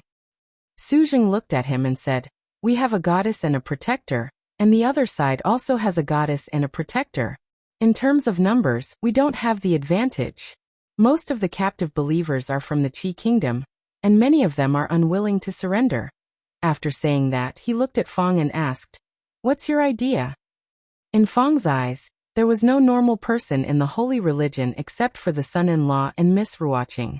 No, except for Miss Ruoqing, there was no normal person.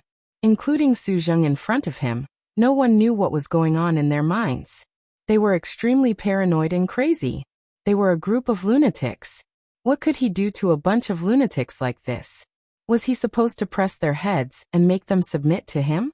Seeing that Su Zheng was still looking at him, Fang glared at him and said, "What are you looking at me for?" Su Zheng said, "I'm waiting for your idea." "Why are you waiting for my idea? Whether they are willing to surrender or not. Does it have anything to do with me?" Fang glanced at him and asked, "You still have to ask me this kind of question. What are you doing as a purple envoy?" Su Zheng was a very serious person. He looked at him and said, "You just said you could think of a way." Fang thought for a moment, then suddenly looked at him and asked, "How old are you this year?" Su Zheng looked at him and said, 28. "Do you have an in-laws?" Fang asked again. "No." Fang pointed at him and said somewhat exasperatedly, "You're already 28 years old, and you're about to reach your 30s. You don't even have a wife. When I was 28, my son could already work in the fields. You don't want to pass on the incense to your Su family. What's the use of thinking about all this nonsense all day?" Su Zheng looked at him and asked, "What's the use of having a mother-in-law? Is it to be afraid like you?" When Li Yi walked out of the courtyard, he saw Fang lift Su Zheng up with one hand and was about to throw him into the lotus pond in front. "What are you doing?" Only when Fang heard the voice did he put Su Zheng down. Su Zheng straightened his collar, his expression unchanged as he said, "There are hundreds of believers who are still unwilling to surrender.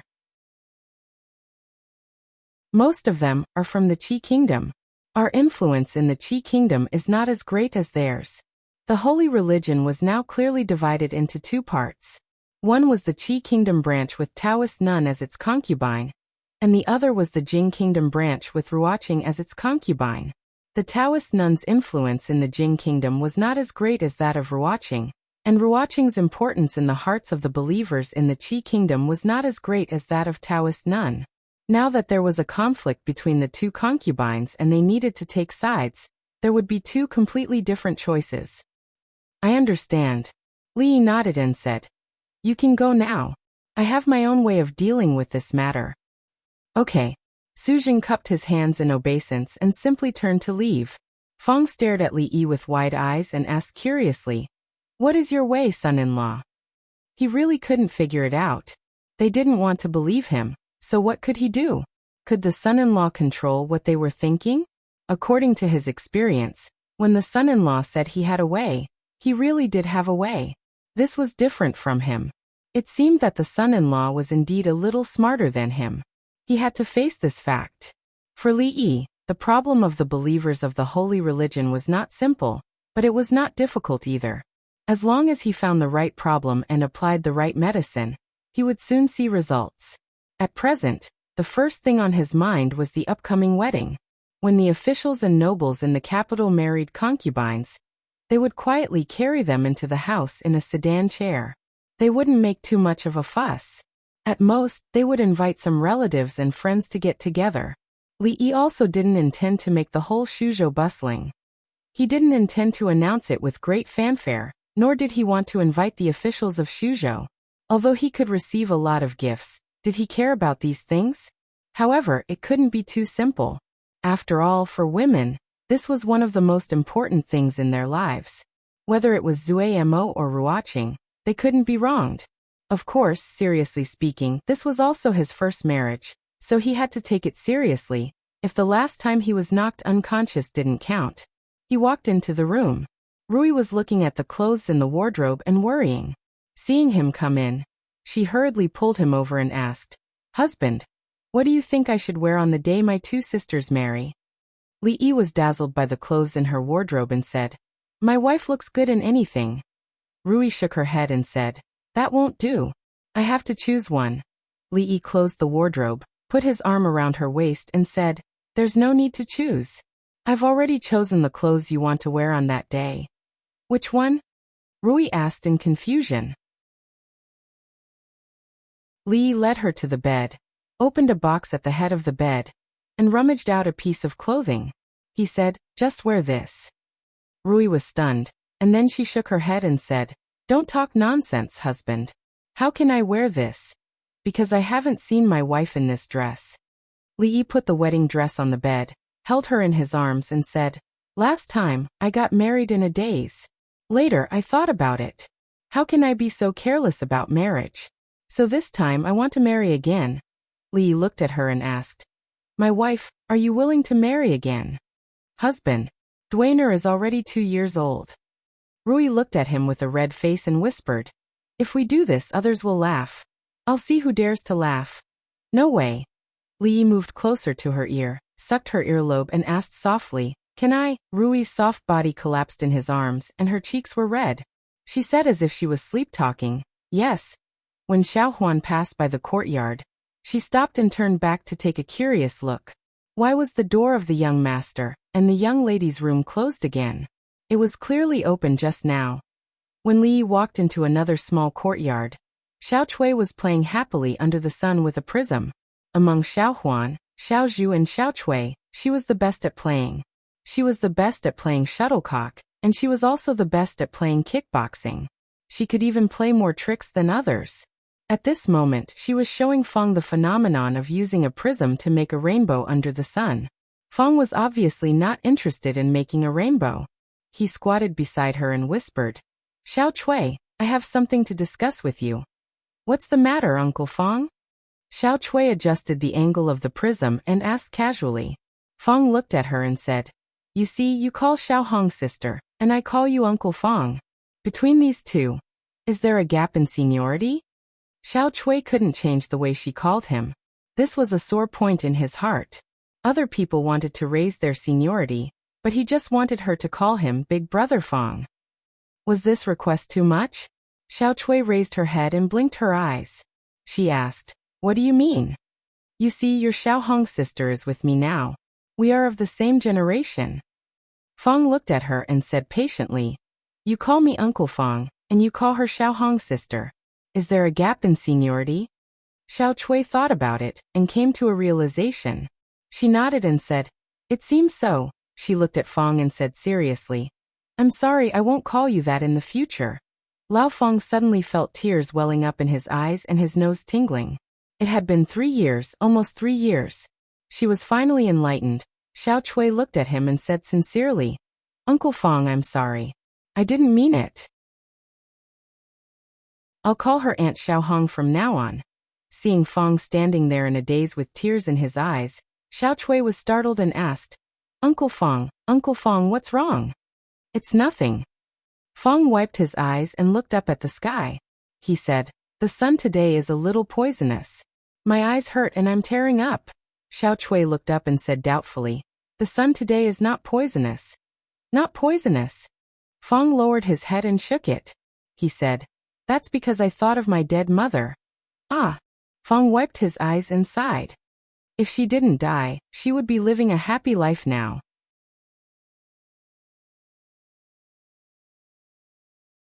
Chapter 1029. Li could see that Feng was a little confused.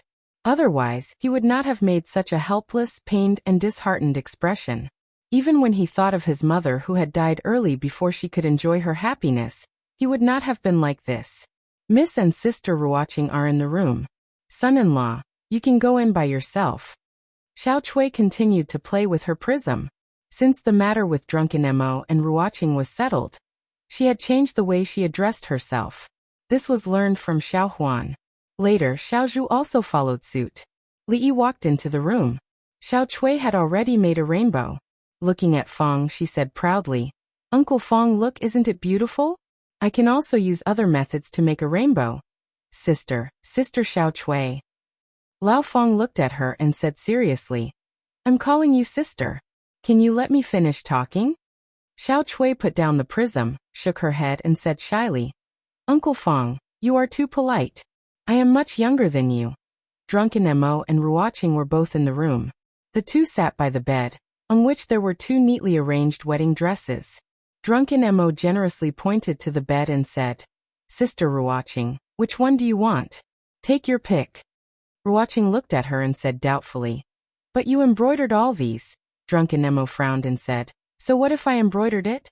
Didn't I say long ago that my things are your things? Why do we need to separate yours and mine?" Li stood behind them and asked, "What about me?" "You." Drunken Mo looked back, rolled her eyes at him and said, "You are not a thing." Li did not know whether she was saying that he was good or bad, so he was pushed out by her. Drunken Mo pushed him out of the door and said, "I am discussing an important matter with Sister Ruoqing. You can come in later." Looking at the closed door, Li shook his head. Wasn't it just discussing who was going to wear which wedding dress? Was there any difference? So what if she wore it? When the time came, she would still have to take it off. He walked to the side and decided to watch Emerald perform her magic for a while. Using a Mitsubishi mirror to create a rainbow was the most basic. Advanced players like Emerald had already mastered the method of creating a rainbow. As long as the weather was right, they could create a rainbow using a homemade sprayer, a basin of water, and a mirror. In the room, Drunk Ink looked at Ruoqing and said, "Although you didn't embroider it yourself, there's no time to embroider it now. Fortunately, I'm thoughtful. Just make do with it, don't bother about these things." Ruoqing shook her head and said, "I'm not fussing over it. You know, it's not easy for me to wear this dress. I know, you're the Empress. You can't let them see the Empress wearing a wedding dress." Drunk Ink looked at her and asked, "But do you think they will let you wear a wedding dress?" Hearing this, Ruoqing blushed inexplicably and whispered, "I can wear it in private." "You don't need to wear it in private." Drunk Ink pressed her shoulder and let her sit on the bed.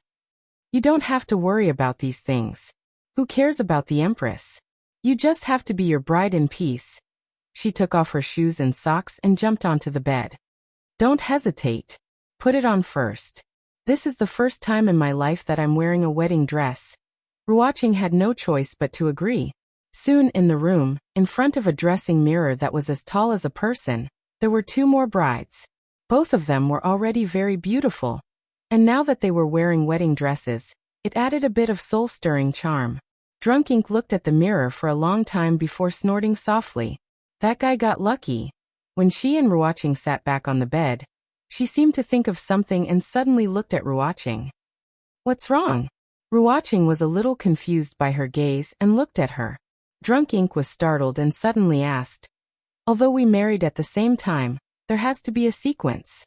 Tell me, who came first and who came last?" "Of course it's you first." There was no need to hesitate on this question. To be exact, it was Drunk Ink who met him first, and they were also together first. "I'll go first." Drunk Ink suddenly revealed an inexplicable smile on her face. She looked at her and asked, "Then does little Ruoqing have to call me big sister?" Ruoqing looked up at her, and finally seemed to understand something, and her face became even redder. "Ah." Drunk Ink couldn't help but laugh heartily and pushed her down on the bed. "I've called you big sister for more than 10 years, and now I can finally turn things around. Little Ruoqing, quickly call me big sister." Ruoqing's face was crimson and she gritted her teeth. "No." Drunk Ink snorted coldly. "No, if you don't blame me for punishing you. Does anyone need my help?" Li stood by the window and asked as he watched the two people rolling on the bed. Whether it was to help Ruoqing resist Drunk Ink, or to help Drunk Ink punish Ruoqing, he could help. Bang! Looking at the tightly closed window, Li shook his head and turned to walk back to the yard. Drunk Ink and Ruoqing didn't bring him out. Rui and Emingzi didn't bring him out. Rui and Xiaohuan didn't bring him out for a bath. And he actually degenerated to watch Xiao Chui turn into a rainbow with Fang. The Shu King's Mansion. The Shu King's Mansion was no longer the Shu King's Mansion. At best, it could only be called the former site of the Shu King's Mansion. In a spacious hall, the door was closed and the windows were closed from the outside. Hundreds of people were crowded in the hall, and most of them sat quietly on the ground, expressionless. "Envoy Su, don't waste your effort anymore." The person sitting at the very front opened his eyes and looked at the young man standing in front of him. he said. I'll also give you a piece of advice. You and I shouldn't interfere in the affairs of the two goddesses. Otherwise, we'll be punished by the gods and die without a burial place. Fong, who was leaning against the pillar, curled his lips. What *t divine punishment? That could make people die without a burial place. That was called divine punishment. Su Jing looked at him and said lightly, Envoy Fong of the Right betrayed us and wanted to harm the concubines. You are also guilty. Although the concubines don't want to blame you, if you continue to be stubborn, don't blame me for not being polite. There's no point in saying more. We will not interfere in the affairs of the two concubines. The man said lightly and closed his eyes again. Su Jing clenched his fists tightly, but he quickly relaxed them. Although the believers of the two countries had already accepted the fact that there were two concubines in the holy religion, and the believers of the Jing kingdom had all been subdued by him, it was not easy for the people of the Qi kingdom to determine who was superior between the two concubines. The concubines have arrived. At this moment, a voice suddenly sounded from outside the hall. In the hall, after a brief silence, everyone stood up from the ground. A young woman appeared at the door of the hall. All the believers of the holy religion knew that the Empress had two incarnations in the human world, and they also remembered the portraits of the two concubines in their hearts. The woman standing outside the door was one of the concubines, the one who represented benevolence. Greetings, concubine. Under the lead of the leader, everyone bowed to the woman at the door. No need to stand on ceremony, the woman said softly. Thank you, concubine. They looked up and saw a rainbow-colored ray of light behind the concubine.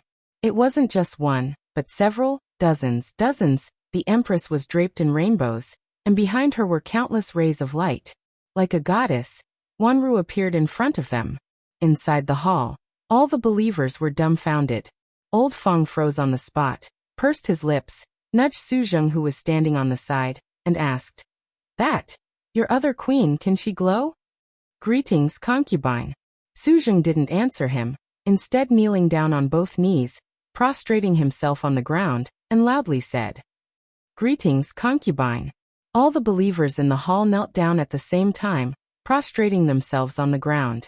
This was the highest form of etiquette of the holy religion. Just now, they were greeting the incarnation of the Empress Benevolence. Now they were greeting the real Empress. And the reason why they could distinguish whether the concubine in front of them was the concubine or her incarnation was because the concubine's incarnation didn't glow. Nor did it emit rainbow-colored rays of light. This was the arrival of the Empress herself.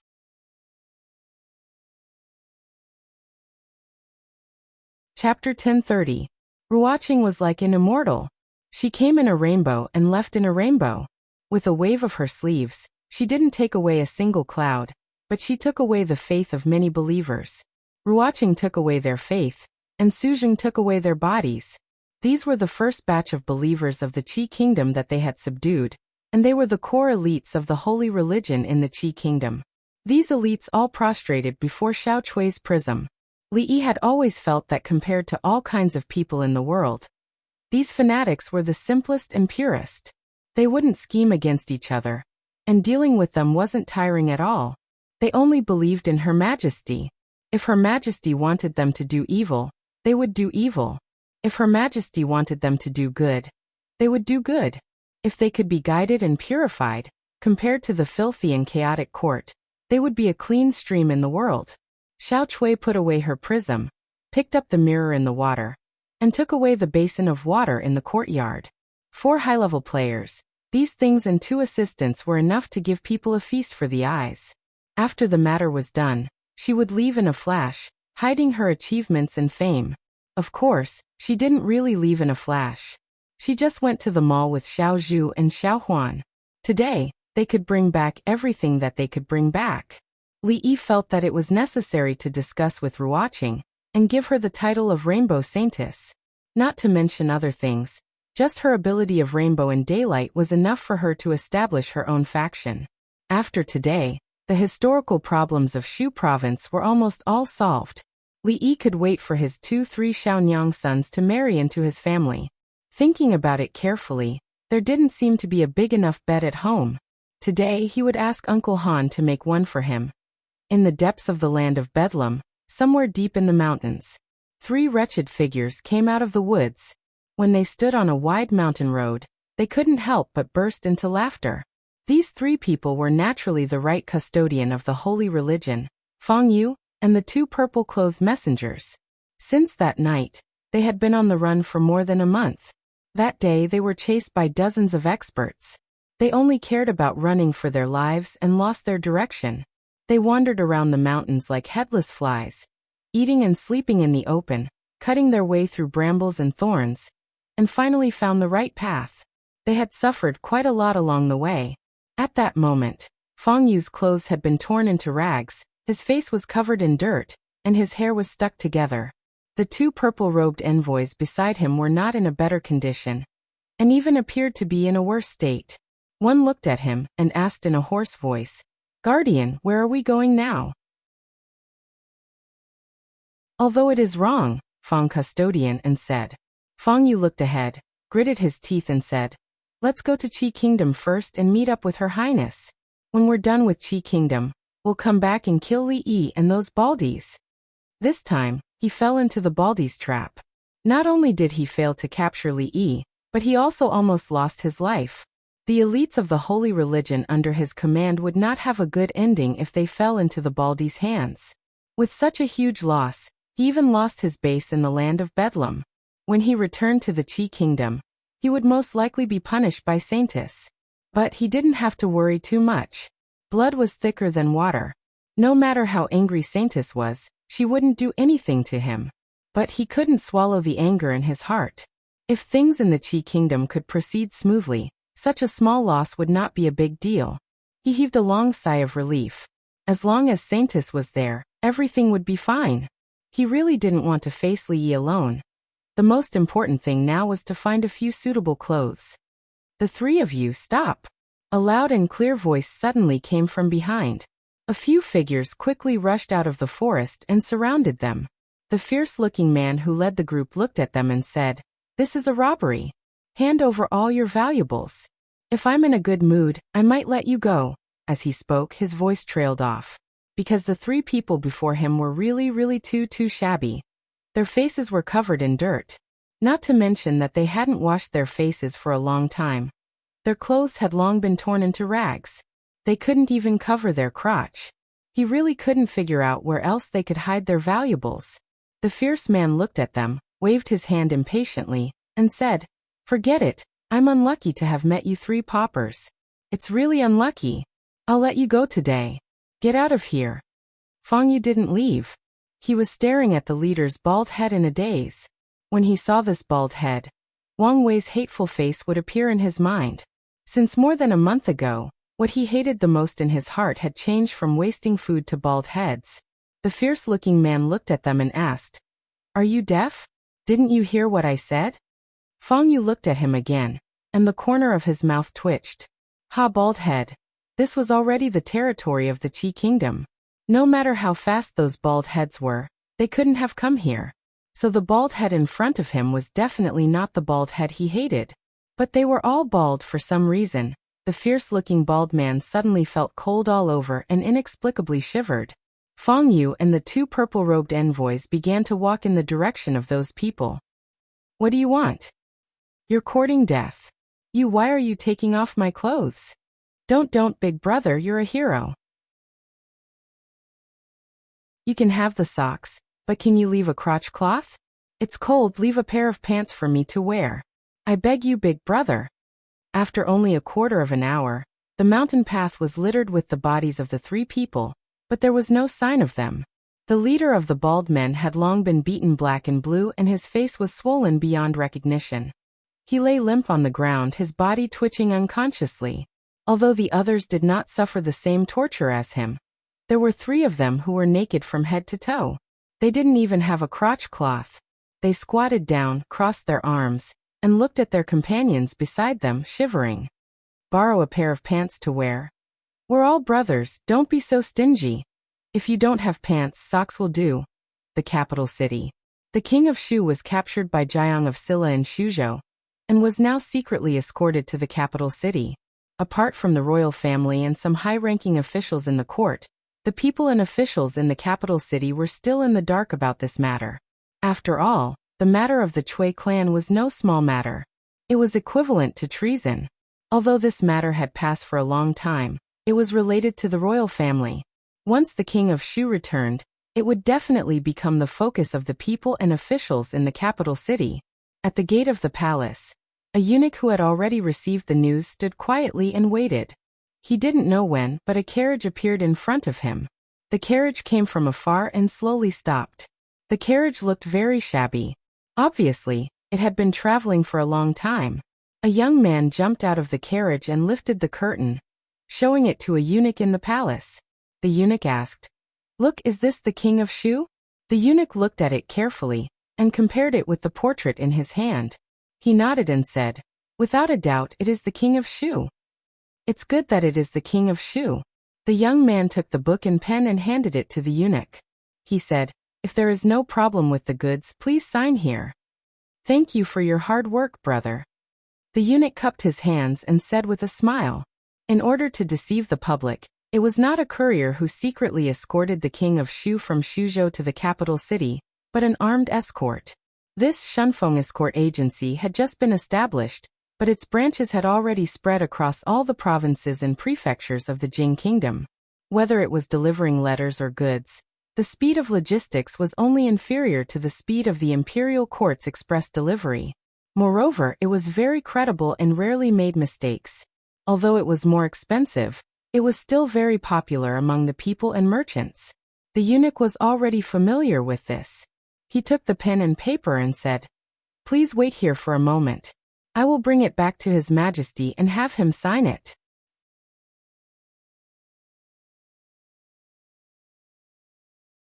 Chapter 1031.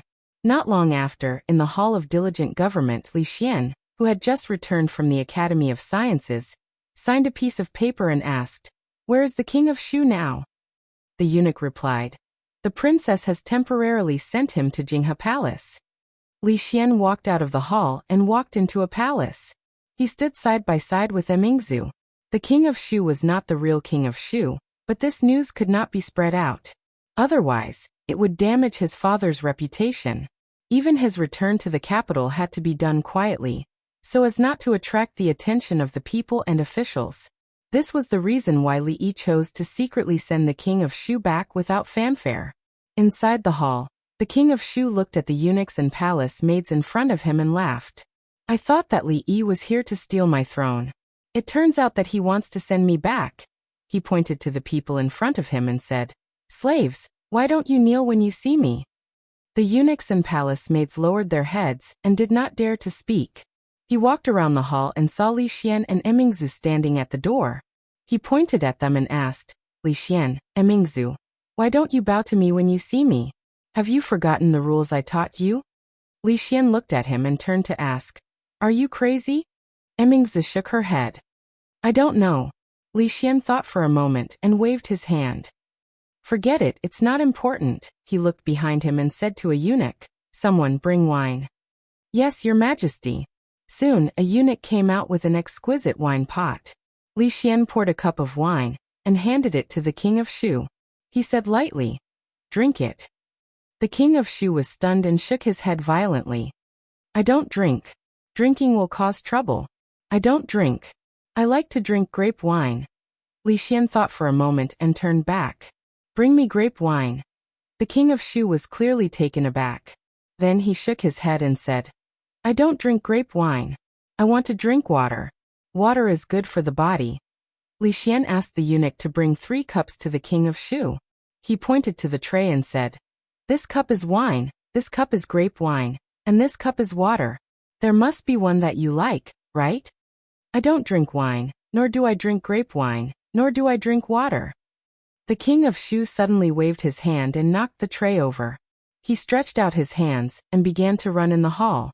As he ran, he shouted, "I am the son of heaven. I am the god of heaven. I don't need to eat. I don't need to drink. I can absorb the spiritual qi of heaven and earth and the essence of the sun and moon." Li Xian looked at the eunuchs and palace maids beside him and said, "You can leave first." Yes. The few of them quickly retreated and closed the door. Only then did Li Xian look at the king of Shu, who was letting loose in the hall. He asked, "Are you done acting?" If you say another word, I won't let them send you food or water in the future. Anyway, you can absorb the spiritual qi of heaven and earth and the essence of the sun and moon. You won't starve to death." The king of Shu stopped in his tracks and turned back to look at them. He smiled bitterly and said, "You've won, you've won. You've won the world, won the hearts of the people, won everything. Let me go, let me go. I don't want to die. I don't want to die." Li Xian looked at him and asked, "Who wants you to die?" The king of Shu pointed to the mess on the ground and said repeatedly, "Poisoned wine, you want me to drink poisoned wine?" Li Xian took out the wine pot from another tray, took a sip, poured a cup of grape wine, and drank it in one gulp. Finally, he rinsed his mouth with water from another pot, looked at the king of Shu, and said, "Long time no see. I'm just treating you to a cup of wine. Why are you so nervous?" The king of Shu collapsed to the ground and looked at Li Xian in despair. He asked, "Li Xian, what grudge do you have against me? You stole my princess and my throne, and now you want to treat me like this. Have you forgotten?" Li Xian looked at him and said fiercely, "How can you forget? Have you forgotten that you bullied me when I was a child? You bullied me so badly. At that time I thought, don't fall into my hands in the future." Not long after, Li Xian walked out of the palace and said to the 2 imperial guards at the door, "From today on, seal up Jinghe Palace. He is not allowed to step out. Except for food and water every day, no one is allowed to enter." "Yes, Your Majesty." When he walked back, Li Xian turned to look at Emingzu and asked, "Is there anything wrong with dealing with him like this?" Emingzu did not speak, which meant that she acquiesced. "In the blink of an eye, that guy has been gone for almost a year. The last time he sent a letter saying that he was going to get married soon, and that he was going to marry 2 wives. It seems to be in the next 2 days. Unfortunately, we won't be able to see it." Li Xian put his hands behind his head, stretched and said, "Why don't we go to Shuzhou to see the suffering of the people and have a nuptial night? But it may be too late." Before he finished speaking, he felt that it was inappropriate. He turned to look at Emingzu and immediately changed the topic.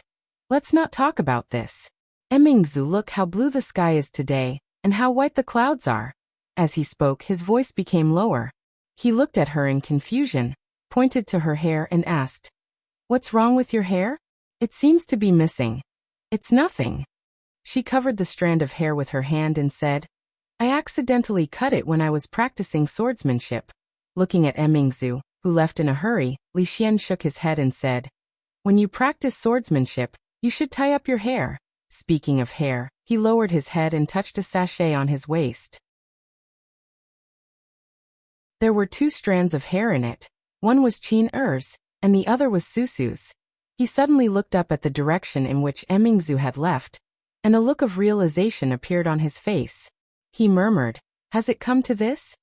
According to the customs of the Jing kingdom, the wedding was divided into 6 steps. Accepting gifts, asking for names, accepting gifts, asking for dates, and welcoming in person. But when it came to Li Yi, everything was simple.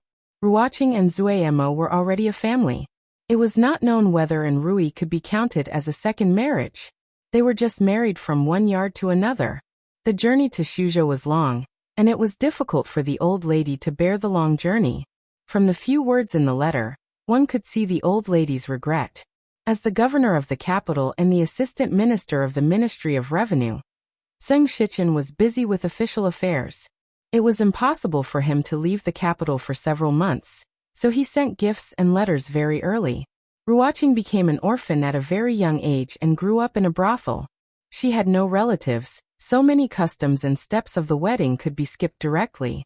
Of course, it was impossible for the 4 of them to not have an elder. Second uncle sat at the front with his eyes half closed. After receiving their greetings, he lowered his head and let out a light snore. Tonight, the Jiang of Silla's mansion was particularly lively. Li Yi did not make a big fuss at the wedding. Everything was carried out in the mansion in a low-key manner. Although the people and officials of Shuzhou had known the news a long time ago, they did not know that the day of His Highness Jiang of Silla's wedding was today. Of course, even so, there were a lot of guests in the mansion.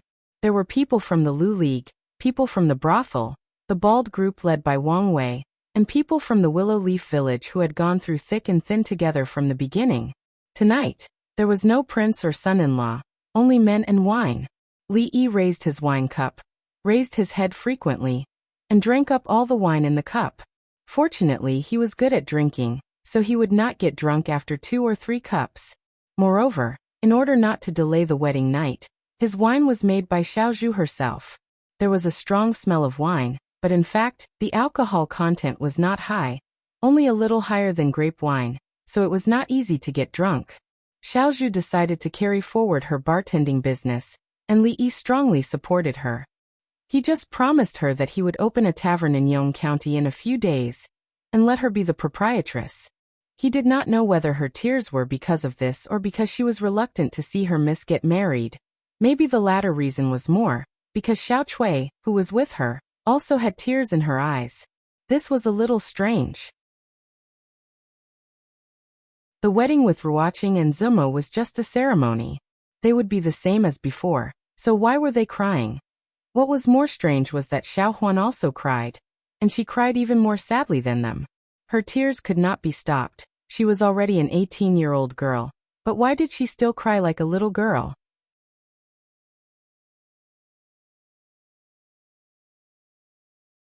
Chapter 1032. Tonight, the Jiang of Silla residence was filled with jubilation. Wang Wei had drunk a lot that night. His face was red and he couldn't even speak properly. He only knew how to raise his glass and said, "Come, come, come, your highness, drink." Fang rubbed his bald head and glared at him. He said, "What are you drinking for? If you want to drink, go home with your wife. Didn't you see how much the son-in-law drank tonight?" Wang Wei pushed him away. His eyes were drunk and blurred. He said, "No, this glass of wine. I must toast your highness with this glass of wine. My life was given by your highness and big sister. I can get to where I am today thanks to your highness' trust. I have no regrets in this life if I can work for your highness." Fang carried him to a bald woman and said, "Sister-in-law, I'll leave this guy to you. In the future, persuade him to drink less. He won't be able to control himself if he drinks too much. Just now, I saw him groping a little girl who was serving wine. He wanted the little girl to be his concubine. The little girl was so anxious that she cried." "Got it." The bald woman nodded. She held Wang Wei's neck with one hand and looked at him coldly. Fang looked at the time and walked to the front. He said loudly, "It's getting late.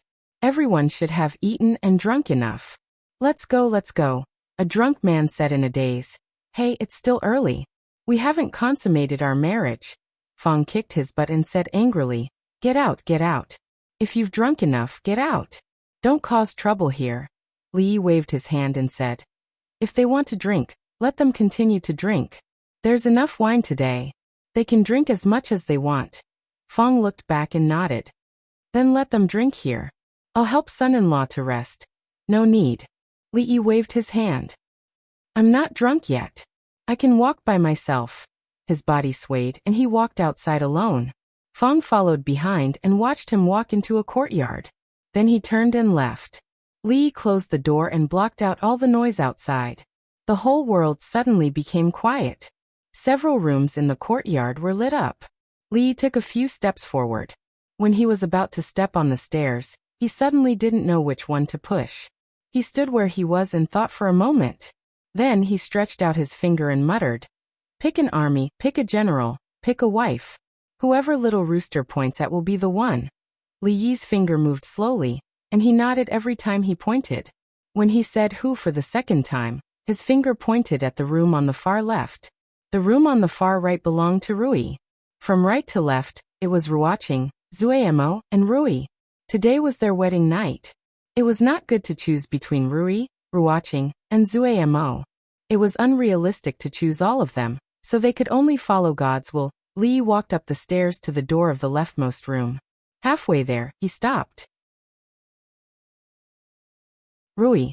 God's will told him to choose Rui, but he didn't dare to. He knew which one he couldn't afford to offend, God's will or Rui. So this time, he had to go against God's will.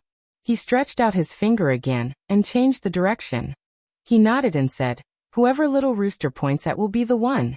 His finger still stopped at the room on the far left. Lee put down his finger and thought to himself, would there be retribution for disobeying God's will twice in a row?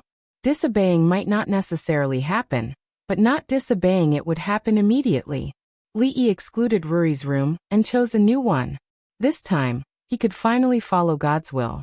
He walked to the door of Ruri's room and knocked on the door. The candlelight in the room that was still lit a moment ago was extinguished in the next moment. Rui's voice came from inside. Tonight, I will sleep with Xiao Huan. Husband, go find little sisters Ruoqing and Zuamo. Although he didn't want to disobey God's will, Li had no choice but to give up after knocking a few times and there was no response. He knew why Rui did this, and he was a little touched. There was only one Rui in the world, and it was his Rui. He didn't save the world in his previous life, and he was kicked because he was willing to help others.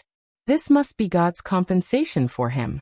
As for that bastard who returned kindness with enmity, he couldn't take revenge for this kick in this life, but in the next life he would harm his daughter and let him get what he wanted. Li walked to the door of Ruoqing's room and knocked on the door. This time, the candlelight in the room was extinguished after a while. Ruoqing stood on the opposite side of the door and said to him, "Tonight I will sleep with Xiao Zhu. You go find sister Rui and Zuamo." There weren't many women as sensible as Rui, and with the addition of Ruoqing, God's compensation for him was too great. It could be seen how much that guy hurt him. In the next life, if it was not enough to have sex with one daughter, he would at least have sex with two. Li stood outside Ruoqing's door for a while before walking to the door of Zuamo's. His footsteps stopped, and the candlelight in the room went out. Li was startled and asked, "Do you want to say that you want to sleep with Xiao Chui tonight, and ask me to find Rui and Ruoqing?" Not saying anything was a tacit agreement. Li knew that Zuamo was just a door away and whispered, "Don't make trouble." "I'm not making trouble." Zuamo leaned against the door and whispered, "Anyway, tonight you can't find me." Li understood what she meant, and he also understood what Rui and Ruoqing meant. However, what was wrong with sleeping with Xiao Huan, Xiao Zhu and Xiao Chui? The bed was a new big bed, and it was not crowded for 3 people. He had 3 beautiful wives, but he could only stay alone. This was one of the saddest things in life. On the wedding night, where to sleep at night was actually a problem. There was no bed in the study. Should he squeeze with Fang? He sat on the steps, leaning against the pillar, drowsy. Although the wine he drank at night was specially made by Xiao Zhu, it was still wine after all. After drinking too much, he still felt a little dizzy. But what Rui and the others did, the cold wind at night and the cold stone steps, made his heart and body cold, and his buttocks cold, and he couldn't sleep. He shivered slightly, and a fragrant wind blew, and suddenly he felt a lot warmer, because he had a piece of clothing on his shoulders. "It's cold outside, come in." Mississippi Lou said lightly, turned around and walked into the room. On the wedding night, he was locked out by his wife, and was seen by his sister-in-law. This made Li blush a little. This was really embarrassing. He was already familiar with Mississippi Lou's room. Even more familiar than his own room. This room carried many painful memories that he didn't want to recall. Li wrapped his clothes tightly, and when he stepped into the room, he seemed to hear the sound of smacking echoing in his ears. Mississippi Lou poured a cup of hot tea for him, and sat across from him, minding her own business. Li drank a cup of tea, and then he realized that there was not only tea on the table, but also wine and dishes. Grumble. His stomach began to growl in disappointment. Just now it was only at the beginning, and then he only cared about drinking. Now that he smelled the aroma, he felt unbearably hungry. He licked his lips, picked up the chopsticks on the table, and began to wolf down the food. Mississippi Lou glanced at him and reminded him, "These are my chopsticks." Li curled his lips and said, "Don't be so stingy. If you want to eat, then get another pair. We're a family, why bother about these things?" Mississippi Lou reminded him again. "Those are the chopsticks I used just now." Okay, I'll give them back to you." Li took a few more mouthfuls of food, returned the chopsticks to her, and said, "Then get me a new pair." Mississippi Lou took a new pair of chopsticks, but it was not for Li, and she ate while drinking. Women were really strange creatures. One moment they wanted it, The next moment they didn't. Li shook his head and poured himself a cup. Tonight, in order not to affect the wedding night, Li asked Xiaozhu to make a few pots of wine for him. Now that the wedding night was over, he should drink to his heart's content on this big day. He looked at Rui opposite him, and thought to himself, God's will is God's will. After going around in a big circle, in the end he still had to spend the wedding night with Rui. On both sides of the square table, one was dressed in white, and the other was dressed in red, but there seemed to be no conflict between them. The atmosphere was extremely harmonious, as if everything was supposed to be like this. Once you drink too much, you can't control your mouth. What's more, today was a good day. Once people had a good life, they would always think about better things. It was better to add flowers to a brocade than to add snow to snow. Li looked at Rui and suddenly said, Rui, let's discuss something. Mississippi Lu looked up at him and asked, What is it? Li thought for a moment and said, In the future, can you be gentler to me? Don't spank my butt anymore. Mississippi Lu thought for a moment, looked at him and asked, Then will you still be so naughty in the future?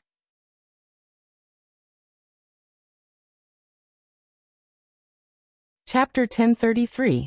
Li looked at Mississippi Lu with a troubled expression and said, I'll try my best. Mississippi Lu nodded and said, Then I'll try my best too. You can't try your best. Li drank another glass of wine to boost his courage and said, You see, I'm a prince now, and I have so many people under me. I also want my face. If you keep hitting me like this and others see it, how can I show my authority? Mississippi Lu didn't say anything. She just looked at the wedding robe draped over his shoulder. The red was a little dazzling. She smiled and nodded. Okay. Then it's a deal. Li Yi's face lit up with joy and stretched out his finger. Pinky swear. Childish. Mississippi Lu glanced at him, then stretched out her little finger and hooked it together with her thumb. That's a deal. If you go back on your word, you'll suffer retribution. Be careful that you won't be able to marry for the rest of your life. Li Yi was overjoyed. He filled her cup with wine and said, Drink. Let's drink to our vow. This glass is for today's big day. This glass is for capturing me up the mountain. This glass is for the king of bandits. Li didn't know how much Mississippi Lu could drink. He only remembered that at the beginning, she would get drunk and blush when she drank the tasteless liquor. That was the only time he saw her drunk. Today was the second time. Li didn't know what time it was. The dishes were gone, and the table was filled with empty wine jars. Li felt like the world was spinning around him, but he refilled their glasses out of habit. He put his hand on her shoulder and said, This cup is for you being a man. Mississippi Lu's eyes were blurred. She waved her hand and said, No, I'll be drunk if I drink anymore. It's okay, you can't drink, I'll drink for you. Li drank both glasses of wine. Mississippi Lu's cheeks were red and she frowned. I can't drink? What a joke, bring the wine. There's no more. Li took a few empty wine jars and shook his head. He put the wine jars back and turned around. He found Mississippi Lu sitting at the table, holding her cheek with one hand and looking at him with blurred eyes. Li Yi was startled and said, I'll be embarrassed if you look at me like this. She looked for a long time and suddenly said, Let me ask you a question. Li Yi sat down beside her and asked, What is it? Who's prettier, Emingzu Li and Li? You two. Li Yi thought for a moment and said, I don't know who's prettier. You don't know? Lady Lu's voice rose a pitch. It's okay. Li Yi waved his hand, patted her chest and said, Although the two of you are about the same beauty, your breasts are bigger than hers. She definitely won't be able to catch up in this lifetime. It's okay. Li Yi waved his hand. He patted her chest and said, You asked first. Unexpectedly, Mississippi Lu just waved her hand casually and said, Forget it. It's not the first time anyway. However, Miss Lu just casually waved her hand and said, Forget it. It's not the first time anyway. Li looked at her and murmured, Not the first time. She didn't explain further and picked up a wine pot. However, she didn't pour any wine out. She stood up and walked towards the bed unsteadily, saying, You can go back. I'm tired. I want to sleep. They don't want you and I don't want you. Mississippi Lu grabbed his arm and said, You should go back. I'm sleepy. I want to sleep. They don't want you, and I don't want you. Mississippi Lou grabbed his arm and said, Get up. Lee suddenly opened his eyes. He looked at her and asked, You don't want me either. Mississippi Lou stood by the bed and stared at him. After a while, she rolled him to the foot of the bed. Yes. She lay down beside him and said, They don't want you, but I want you. She turned around and looked at Lee. I have one more question. Lee closed his eyes and murmured, Why do you have so many questions? Are you asking 100,000 whys? Do you still want to go back? Go back to where? Go back to where you came from. Yes. Lee opened his eyes. His gaze was blurry. He said, Even in my dreams. Mississippi Lou's eyelashes fluttered. She looked confused and asked, Don't you want everything here? Don't you want my sister? Don't you want Dwayner? Don't you want Xiao Huan? Don't you want Yong Ning? Don't you want Emingzu? Don't you want me? Yes, I want everything. Then why do you still want to go back?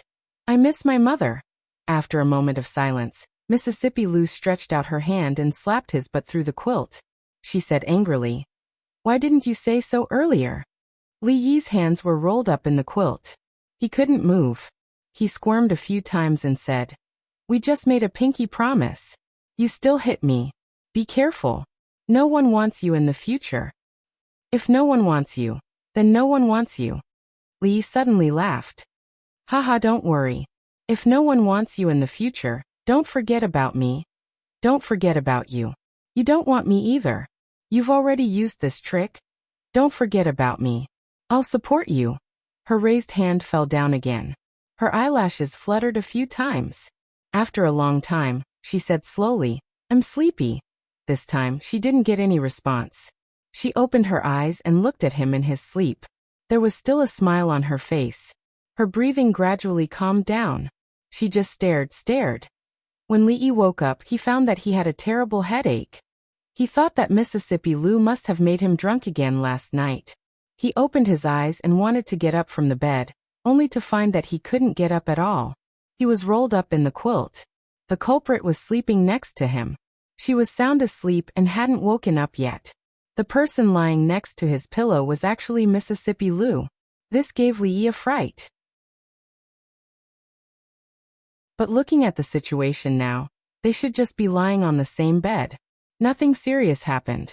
Only then did he finally relax. He spent a lot of effort to get out of the quilt. He carefully got off the bed and looked back. Mississippi Lou was still asleep. What a pig! Lee shook his head. When he was about to leave, he suddenly turned around after taking 2 steps. He stared blankly at the figure on the bed. Mississippi Lou. The sleeping Mississippi Lou. The defenseless Mississippi Lou. She slept soundly on her side. Her back was facing Lee. A certain perky part of her was facing him. Lee's gaze fell on that part of Mississippi Lou's body. A bold idea suddenly popped up in his mind. What goes around comes around. This year, it's my turn. Sooner or later, you'll have to pay for what you've done. Pay them back in their own coin. It's never too late for a gentleman to take revenge. At this moment, he thought of many words from the ancients. The ancients didn't lie to me. Countless painful memories emerged in his heart. Lee raised his head and hit her without hesitation. Smack. Lee swore that this was the most beautiful sound he had ever heard in his life. All the humiliation he had suffered in the past disappeared in this smack. At this moment, he felt that he had reached the peak of his life.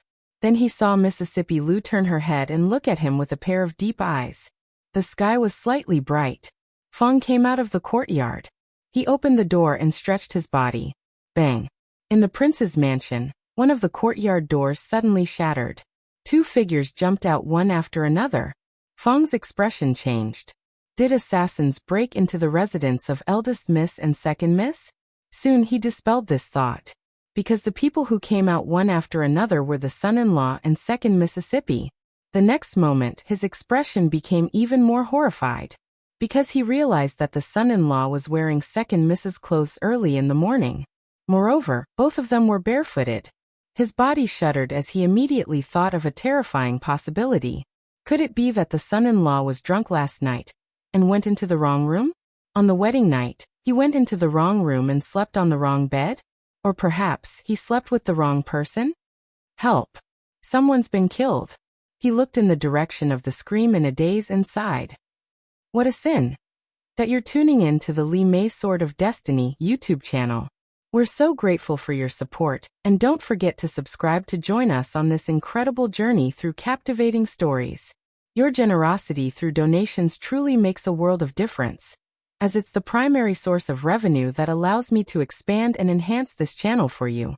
Thank you from the bottom of my heart for being a part of this adventure.